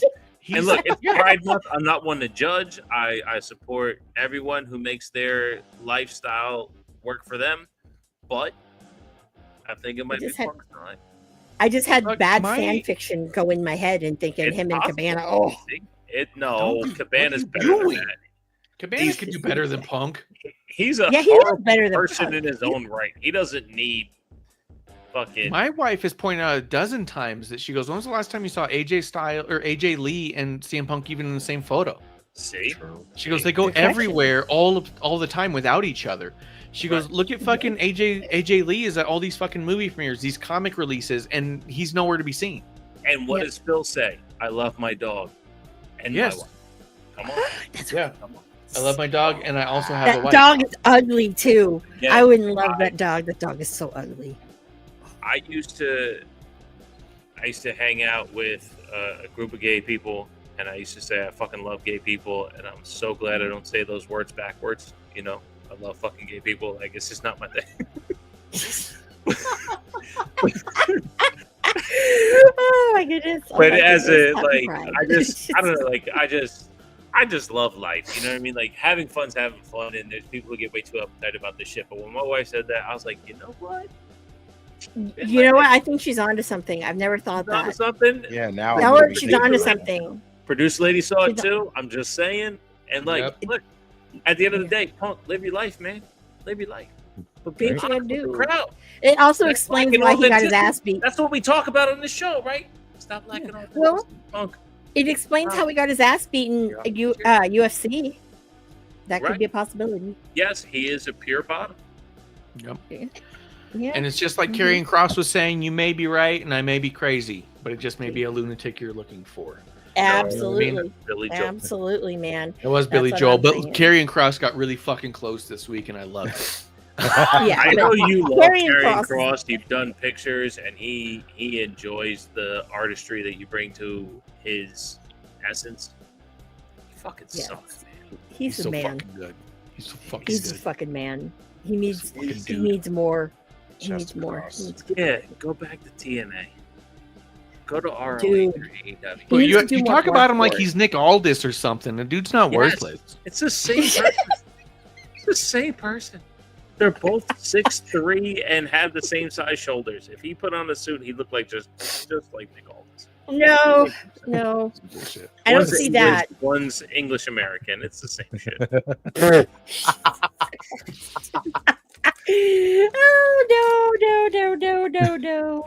But they both would have hot wives. True. They both have super hot wives. Yeah, that's hard to argue. Yeah. Yeah. So maybe they are the same person. See, same person. Yes. I Fucking don't- something I they have in don't common. know. I bet you they talk about I that all the don't time. Is your wife I so hot don't as fuck? know. Yeah, dude. Yours? Yeah, dude. Super. It's crazy. Dude, no. Wear put bag over her head. See you in a couple hours. I gotta do a thing. Yeah, dude. I'll catch up later. Yeah, dude. What was that over there? What was that catching up on, man, dude? It was fucking. He's sweet. Sweet. He's fuck this guy. Oh my god. It's fucking I will tell you. 7:59 Eastern every Friday. Hey man, your wife hot as fuck? Yup. Yours? Yup. All right, down to 3 hours. Yep. See you in a couple hours. I'm man. excited. Gotta go. I'll tell you guys, I'm excited to see my actual because stand and deliver doesn't count, but my actual first WWE PLE live. Yep. I'm excited. What is See it if gonna you be? get into Money in the Bank. She's gonna try and get into Money, Money in in the the Bank. Fuck yeah. Are you going to Yeah. Lucha whatever? Yes. Fuck yeah. Worlds collide too. Let's go. Worlds You're collide. gonna love that. I know you're gonna Yep. love that. Yeah. Oh And you no, know what? I'm so you excited half about indie that. princess. Yes, I know. I'm like, oh. And fucking for reals, guys, big shout out to John Arezzi. You wouldn't have Worlds Collide 2 if you didn't have Worlds Collide 1. And that's how Yeah. it started. That's how it happened. John Arezzi, Ron Scholar, AAA, partnering up with WCW years ago. It did not happen without those people involved. Yeah. You can't buy AAA and say we're going to call back to the original show and not acknowledge the history of that show. That show never would have happened if it wasn't bought for and paid for and promoted by John Arezzi, Ron Scholar. Those motherfuckers are badass. They have a history in this business, and people need to recognize it. Is But- Resi going? No, he's not going. He wasn't booked. Well, no, but Deuce wasn't booked and she's going. Deuce is gonna go. Yeah. It's weird. Apparently, I know, right? I'm like, oh. Didn't do shit Yeah, with Mexico apparently as far as I remember. Yeah, a but lot she's of Japan. American. She's mad USA. Come on, man. Yeah. I She's don't the know. I other don't know. side of the world. Well, Oh. MAD USA was made in the USA. That's why it was Mad USA. Yeah. Right. So she's going to collide with the rest of the world. What do you, I mean? It's I don't remember logical. having any fucking matches with any fucking Mexicans. If I'm thinking about Doesn't it, she had a matter. lot of When you Mexican represent Japanese. America, you fucking represent. You went across You don't this have border a without fight with seeing the me world, first. you fight with the world. Okay. Okay. The whole Worlds Collide thing, I don't think WWE fans understand it because they're getting mad at Savio Vega for being there. I'm like, they're like, he's Puerto Rican, he's not He's Mexican. on our side. Well, I'm like, Yeah, he's one of ours, guys. Yeah. We bought Yeah. him a long time ago. Hell, Savio, dude. Oh, I'm like, come on, dude. Like, be real. I'm like, Chad Gable, really? He's gonna wrestle the Kingo? Come on now. Please. because if they That's put him in that's a- Grande Americano gear at that show, he'd have got fucking stabbed. Gracias. He That should've would've been come out fucking El Grande great. Americano with JBL in the corner. And That would've been great. Fucking Jeff Jarrett on fucking commentary, flipping tortillas into the audience like he used to do. Oh my god.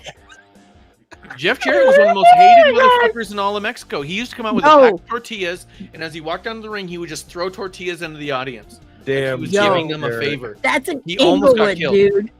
Yeah, that's an Inglewood. Okay, I don't need to be shot at. Okay, Inglewood. Duck. Always up to no good. Duck, Okay. you're at wrestling now. It doesn't matter. Doesn't Let's matter. do man. last call. Let's wrap this up. Oh, I no. want to hear from Just in Time first because it's been a long time. First time, long time, first time. Justin, what's the single most thing you're excited for in wrestling right now in this moment? Just flat out more wrestling. Everything wrestling, basically. So generic. I asked a super specific question, single most. And No, you there is couldn't no have gone single more most. broad. I'm You're serious. like, anything in a couple ropes. Dude, anything wrestling, honestly. I just love Don't say it. anything. What was the the last thing love- that made you say, "Holy fuck, that was dope"? Oh god, it's been so fucking long, honestly. It feels See, Okay, be so you're not excited. even excited about okay, it. so be excited. Yeah. Okay, what's the next thing that you want to make you say, "Holy fuck, that was dope"? Oh Mhm. god, I don't even know if I could really say anything like right off the bat. What the hell for that? Honestly, honestly, nothing comes to mind. Honestly, like just wrestling as a whole. I'm waiting for that one moment that's gonna make me go, "Holy fuck!" Like, What do you think's building to that moment? oh god. Honestly, I thought the Cena freaking turn was gonna lead up Yeah. to something like that, but that's been such a letdown, honestly, and flat out. Even if you're gonna put the title back on Cody, like I'm not gonna go, "Holy fuck!" I didn't see that coming. So. Mhm. Not even to wait for Fatu to say "I hate you" solo with those prayer hands. Honestly, no, because I know it's coming, so I'm I ready know. for it. All right, so you guys know I don't fantasy book, right? Yeah, Yeah. I've heard about that. Okay, so Justin, what if AJ Styles beat Trick Williams for the TNA Championship? Be hysterical, honestly. See, Give him a chance. Give him a reason to go back to TNA for like a little while. I'd be with it. Yep, that's why I don't fantasy book, because it's That would be amazing, honestly. But I like what they're doing right now with the TNA title because that's fantastic. Because Mhm. as far as I'm concerned, you're giving that title to Mike Santana. Did you see Which the is- fucking diss track from Trick Williams? I did not get to see that. Oh my goodness! I was dude. doing the live watch along for NXT, and I didn't get to see the thing, and it apparently went up Diss track during the earlier watch today, along. and So I I listened missed to it. it. It's all hip hop. It's like fake South hip hop with a little bit of New York hip hop. And I'm listening. Fake And I'm South hip hop. like, Yeah. well, because he's from South Carolina or whatever, but Mhm. lived life else. I'm listening. I'm like, you know what? Kind of sucks, and I'm listening. Like, it's pretty good. I'm like, you know what? Doesn't suck. Okay, that's where we land on it. But It wasn't I'll too take bad. I'll take it. It wasn't too bad. AJ Styles beats Trick Williams. That's what Justin's excited for. Okay. Bishop, what's the single thing that's making you most excited about wrestling right now? The ability to watch. So since How I don't generic. have a job anymore, I'll be watching more wrestling. Oh my god, Damn. Marsh, don't you love these generic answers? I'm sure you probably were like, oh, That's what we're So looking good, for. dude. So good. You know what it does is it just lets me know that we're all here for the same reason, which bottom line is pointless aggression. Hell No, yeah. seriously, I'm excited to get back into NXT because something like Mariah May showing up right after Stephanie McGeer jumped to the main roster makes you wonder what the actual company's trajectory is in the women's wrestling. Something that all of us care about specifically on this show is women's wrestling, right? Like, we truly enjoy it. People pick it apart, take a bathroom break, never give it a chance, but we love women's wrestling. I wish I could care about Sasha/Mercedes versus Toni Storm. It's a match I would have loved fucking 5 years ago in WWE, right? But I am so much more excited about what they're going to build out of NXT into the main roster. So this Mariah May showing up, figuring out what her name's going to be. So the ability to watch for me is that NXT version where, like I said back in the day about 2.0, you get to choose who you want to watch and then take that ride with them.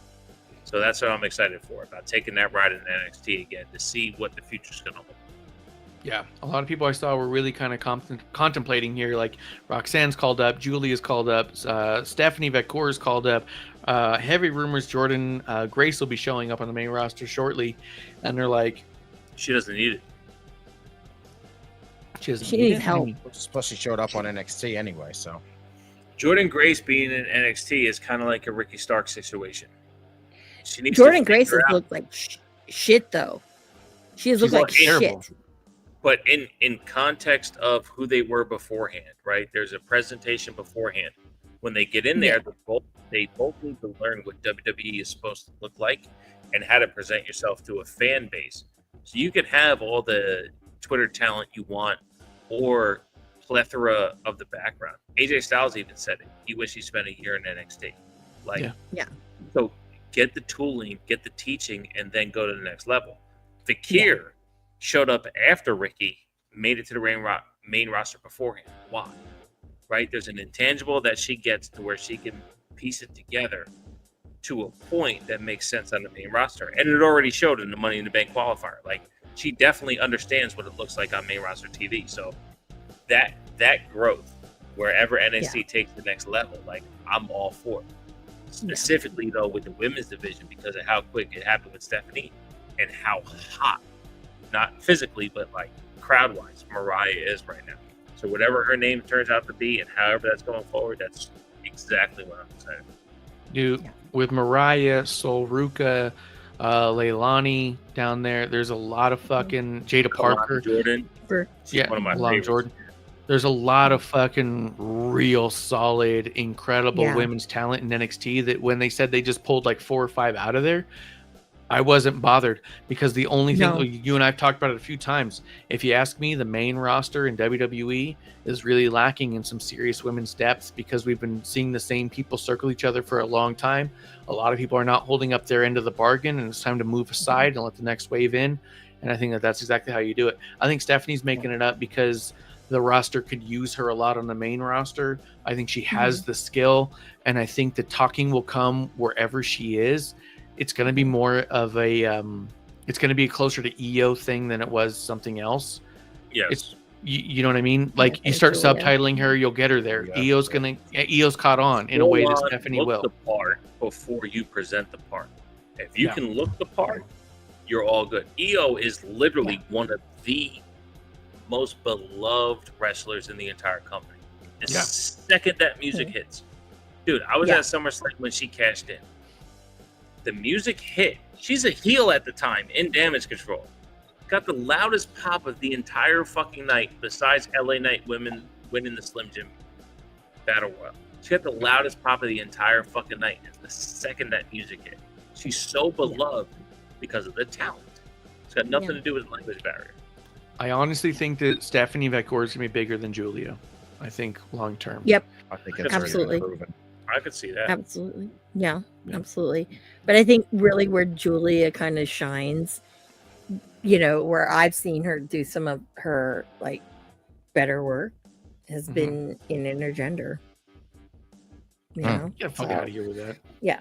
So I mean, I don't know. Would she have a match with fucking Joey Janela or some shit and you're going on about it? No. She actually used to, in Japan, she would actually tag with Zack Sabre Jr. Oh, I'm fucking shocked. I love Zack Sabre Jr. Leave him alone. Oh yeah. I just leave like the my guy mind alone. blown. I was like, I couldn't believe, you know what I mean? Like, I tell you, one thing that bugged me out is Zack Sabre Jr. showed up in the Cruiserweight Classic and he had like the 7 belts on him, and then he lost. Oh I'm yeah, like, Zachy 7 belts. Yeah. Oh my like, god. all right, well, fuck it, he's not that good. He lost, but like he shouldn't have come out with those belts. I know he has so no. much talent. I actually truly enjoy watching him wrestle. I wish he had some type of charisma. You know, Brits in their charisma. Oh no, he does now. He has a little bit more. Where is now. it? The thing is I Yeah. agree with you that it's not translating on TV, but I got to meet him after a show in Phoenix after I saw Stackhouse and GCW. Zack Sabre Jr. was on it, and Zack came out. Everyone had tables, but he did not. He came out and like stood by the bar, and a line formed around him, sounds and like he him. stood there and waited for everyone to get a couple minutes with him. Took photos, signed wherever they wanted, didn't charge a penny for anything for anybody, and gave them all the time. And I talked to him for a few minutes, and he was like so fucking engaging. At a moment, I was kind of like, "Yo, are we friends? Are we gonna go somewhere right now?" You know what I mean? Like, I just think we just became friends. Like, we just. Am I just reading That's this? the charm Like, that's just of the way he ZSJ. talks to you is like, "Oh yeah, we're best friends right now." Like, Mhm. it's there, if- but I agree if- that on TV it does not translate.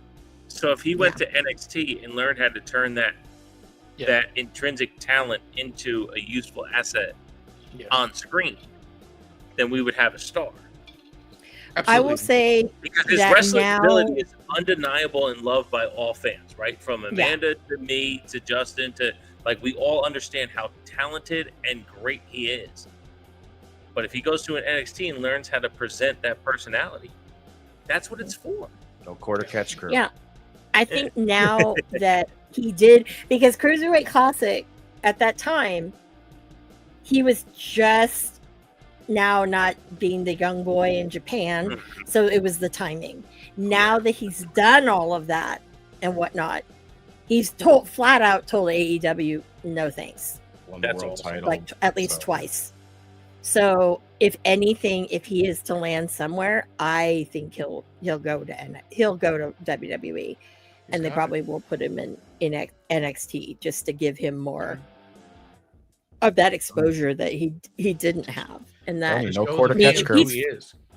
yeah, quarter I mean, catch he's crew fine for on the mic. Yeah, he's fine on the mic. That's not the issue. It's He's just fine in more a of, lot of ways. The problem is Yeah. that there's a huge audience of wrestling that watches what's on national TV and have no idea who he Yeah. is.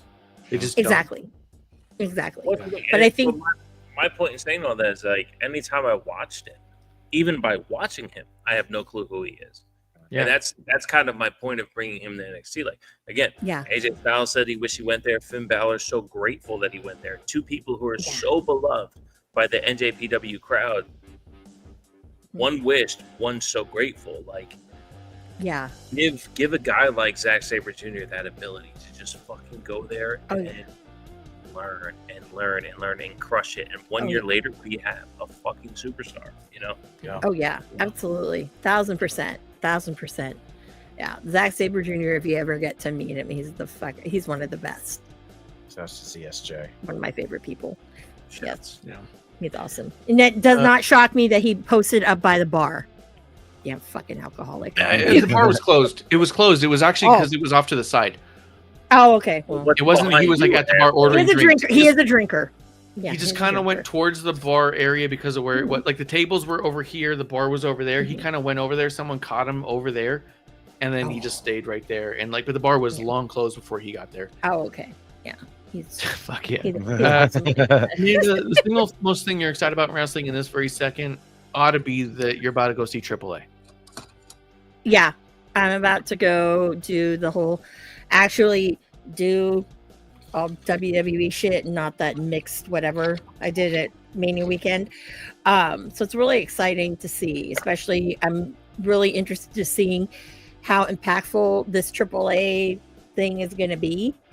Especially because you never know with the WWE crowd Like, is it going to be, and Los Angeles in particular, because sometimes Los Angeles likes to be a little savvy. Yeah, we're closer to the Mexican border. Yeah. You got a lot of people who, they show Lucha Libre on TV all the time in LA.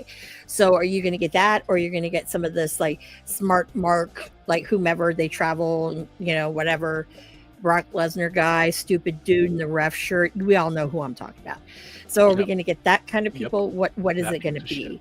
So that makes me real excited to see, because Stand and Deliver actually was interesting to me. I did think that the front row was a little sausage fest. That's just my opinion, but whatever. A lot of girth. Yeah, and sit down. I don't care if you're in the front row. Sit down, because there are people behind you that are short.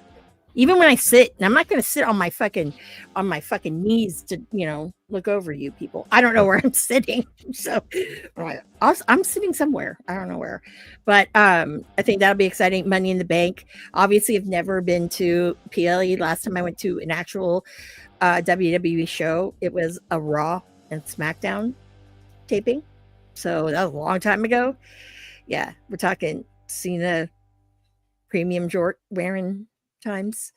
Yeah, so well, you'll enjoy the pace of it because you'll get a chance to fucking relax. What's happened at the last couple of PLEs, you're getting 4 to 6 matches with time in between to fucking not have to worry about what's coming next. So yeah, I have a big feeling this is going to be a really shitty fucking Money in the Bank. That's my hunch.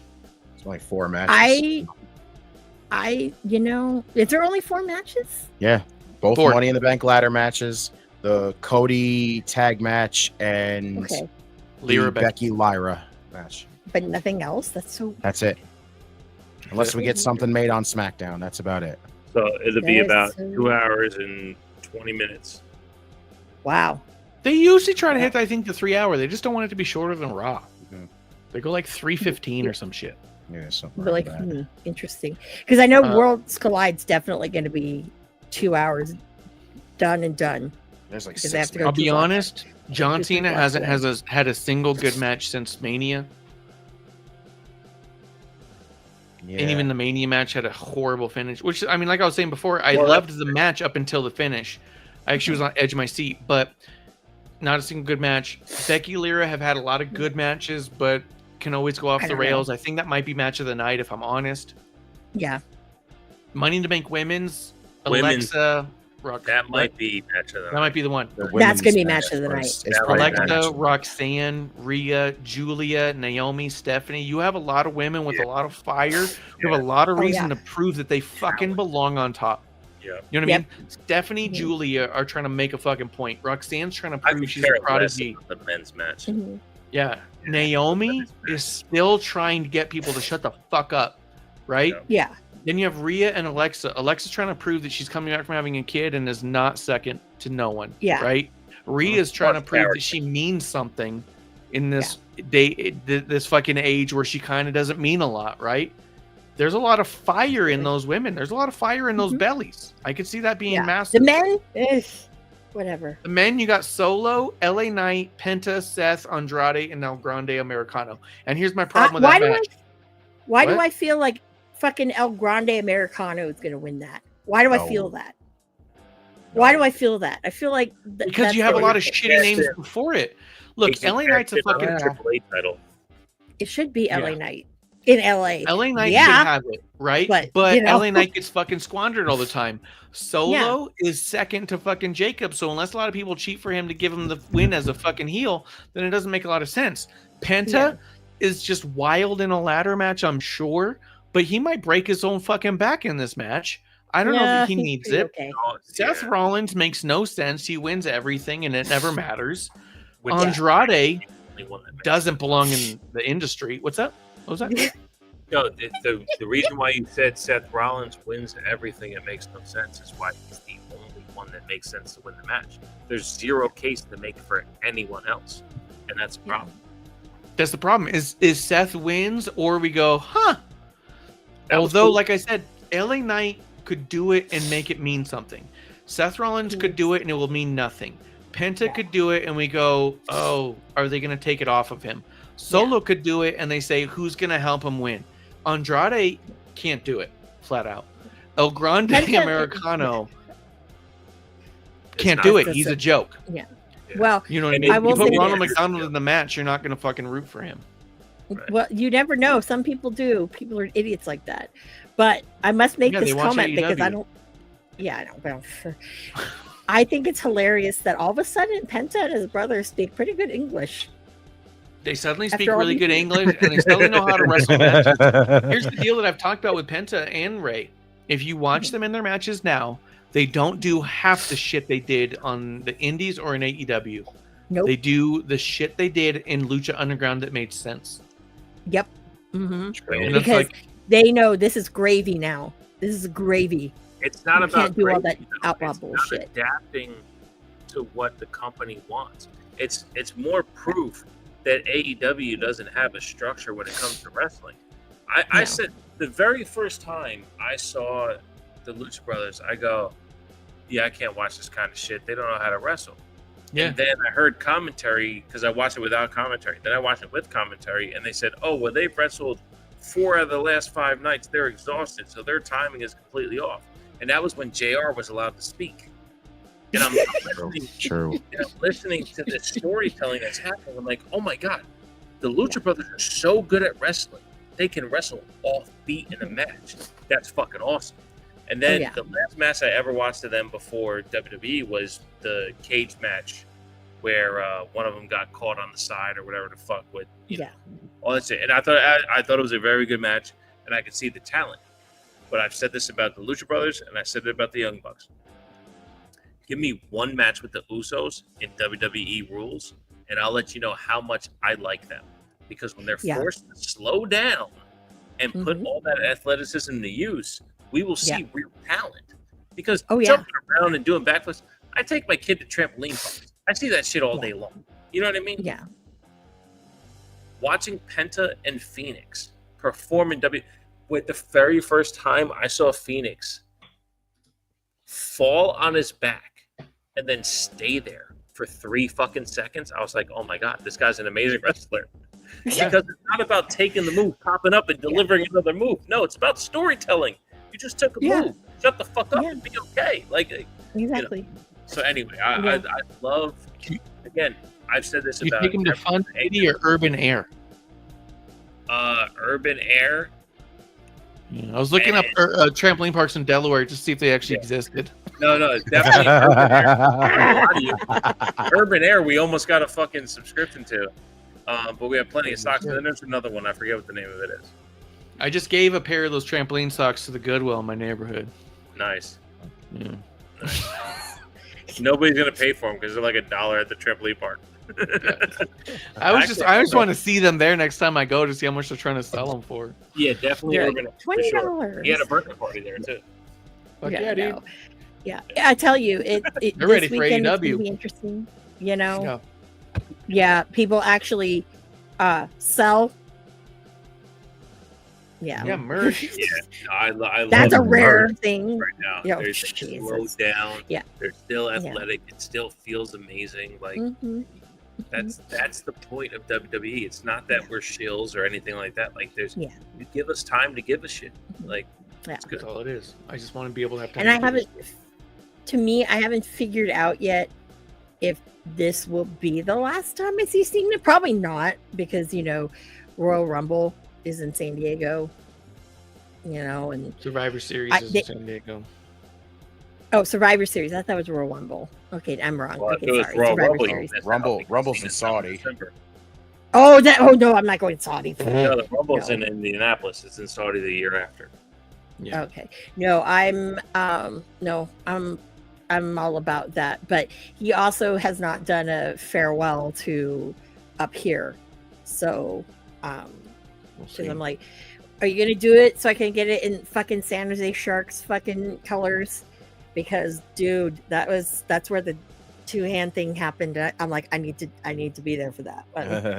I need to spend a lot of money to be in the front too.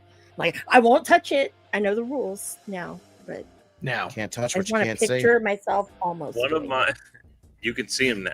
That's all part of the character. it. I Justin. can see him now. Well, I could see him then too, but yeah. One of my favorite things that he did is when he was at St. Louis for Elimination Chamber, he showed up in Rams colors.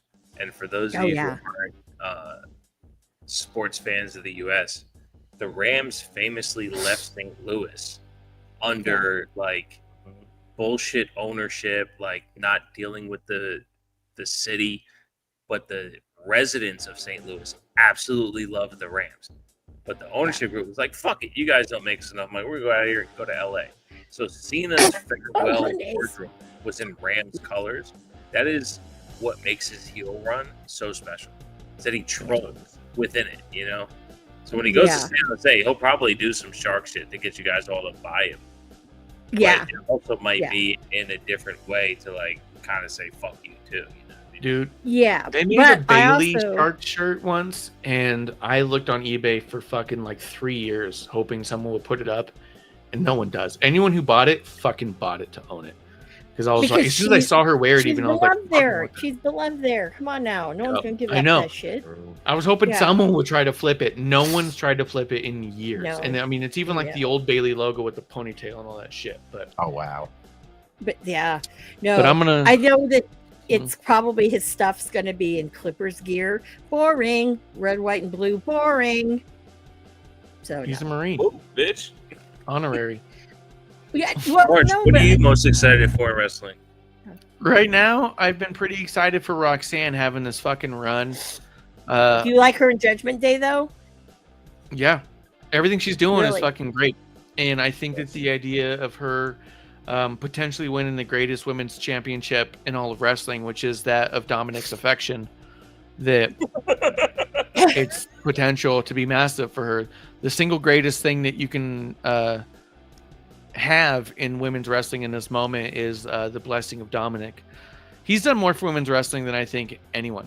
So really, okay. I mean, that's interesting. That's an interesting statement.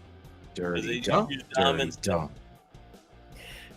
Yeah, I mean, I'm into those chicken nuggies. Outside of that, I'd say the other thing would be just Why is he doing Worlds Collide? Jesus Christ. Why would he do Worlds Collide? That's like his dad's old shit. He doesn't need to be doing that. I know, but he's better than his dad. You know? That's what I'm saying. He's better than his dad. He doesn't need to do that old shit. Let him bless us with his presence. You know? Yeah, that's true. But outside of that, it's just being able to fucking figure out a way for the drinking buddies to get back together from time to time, you know? Oh, yeah. Sir. But I will say with that, I think that's the last call. And I want to thank everybody for coming through and being our drinking buddies and having a drink with us. Whether you're on a chicken farm in Delaware, upstate New York, throwing out all your soda, or on what's the other coast? The West Coast. The best coast. The best coast. West Coast on the best coast. We'll fight you on that one. Thank everybody for coming through and being our drinking buddy right here in the dive bar of the IWC for a brand new episode 1. Let's call everybody. Cheers. Producer Lady here. Thanks for tuning in. Continue to support and buy us a drink by putting the I in subscribe and reviewing our podcast. And cheers.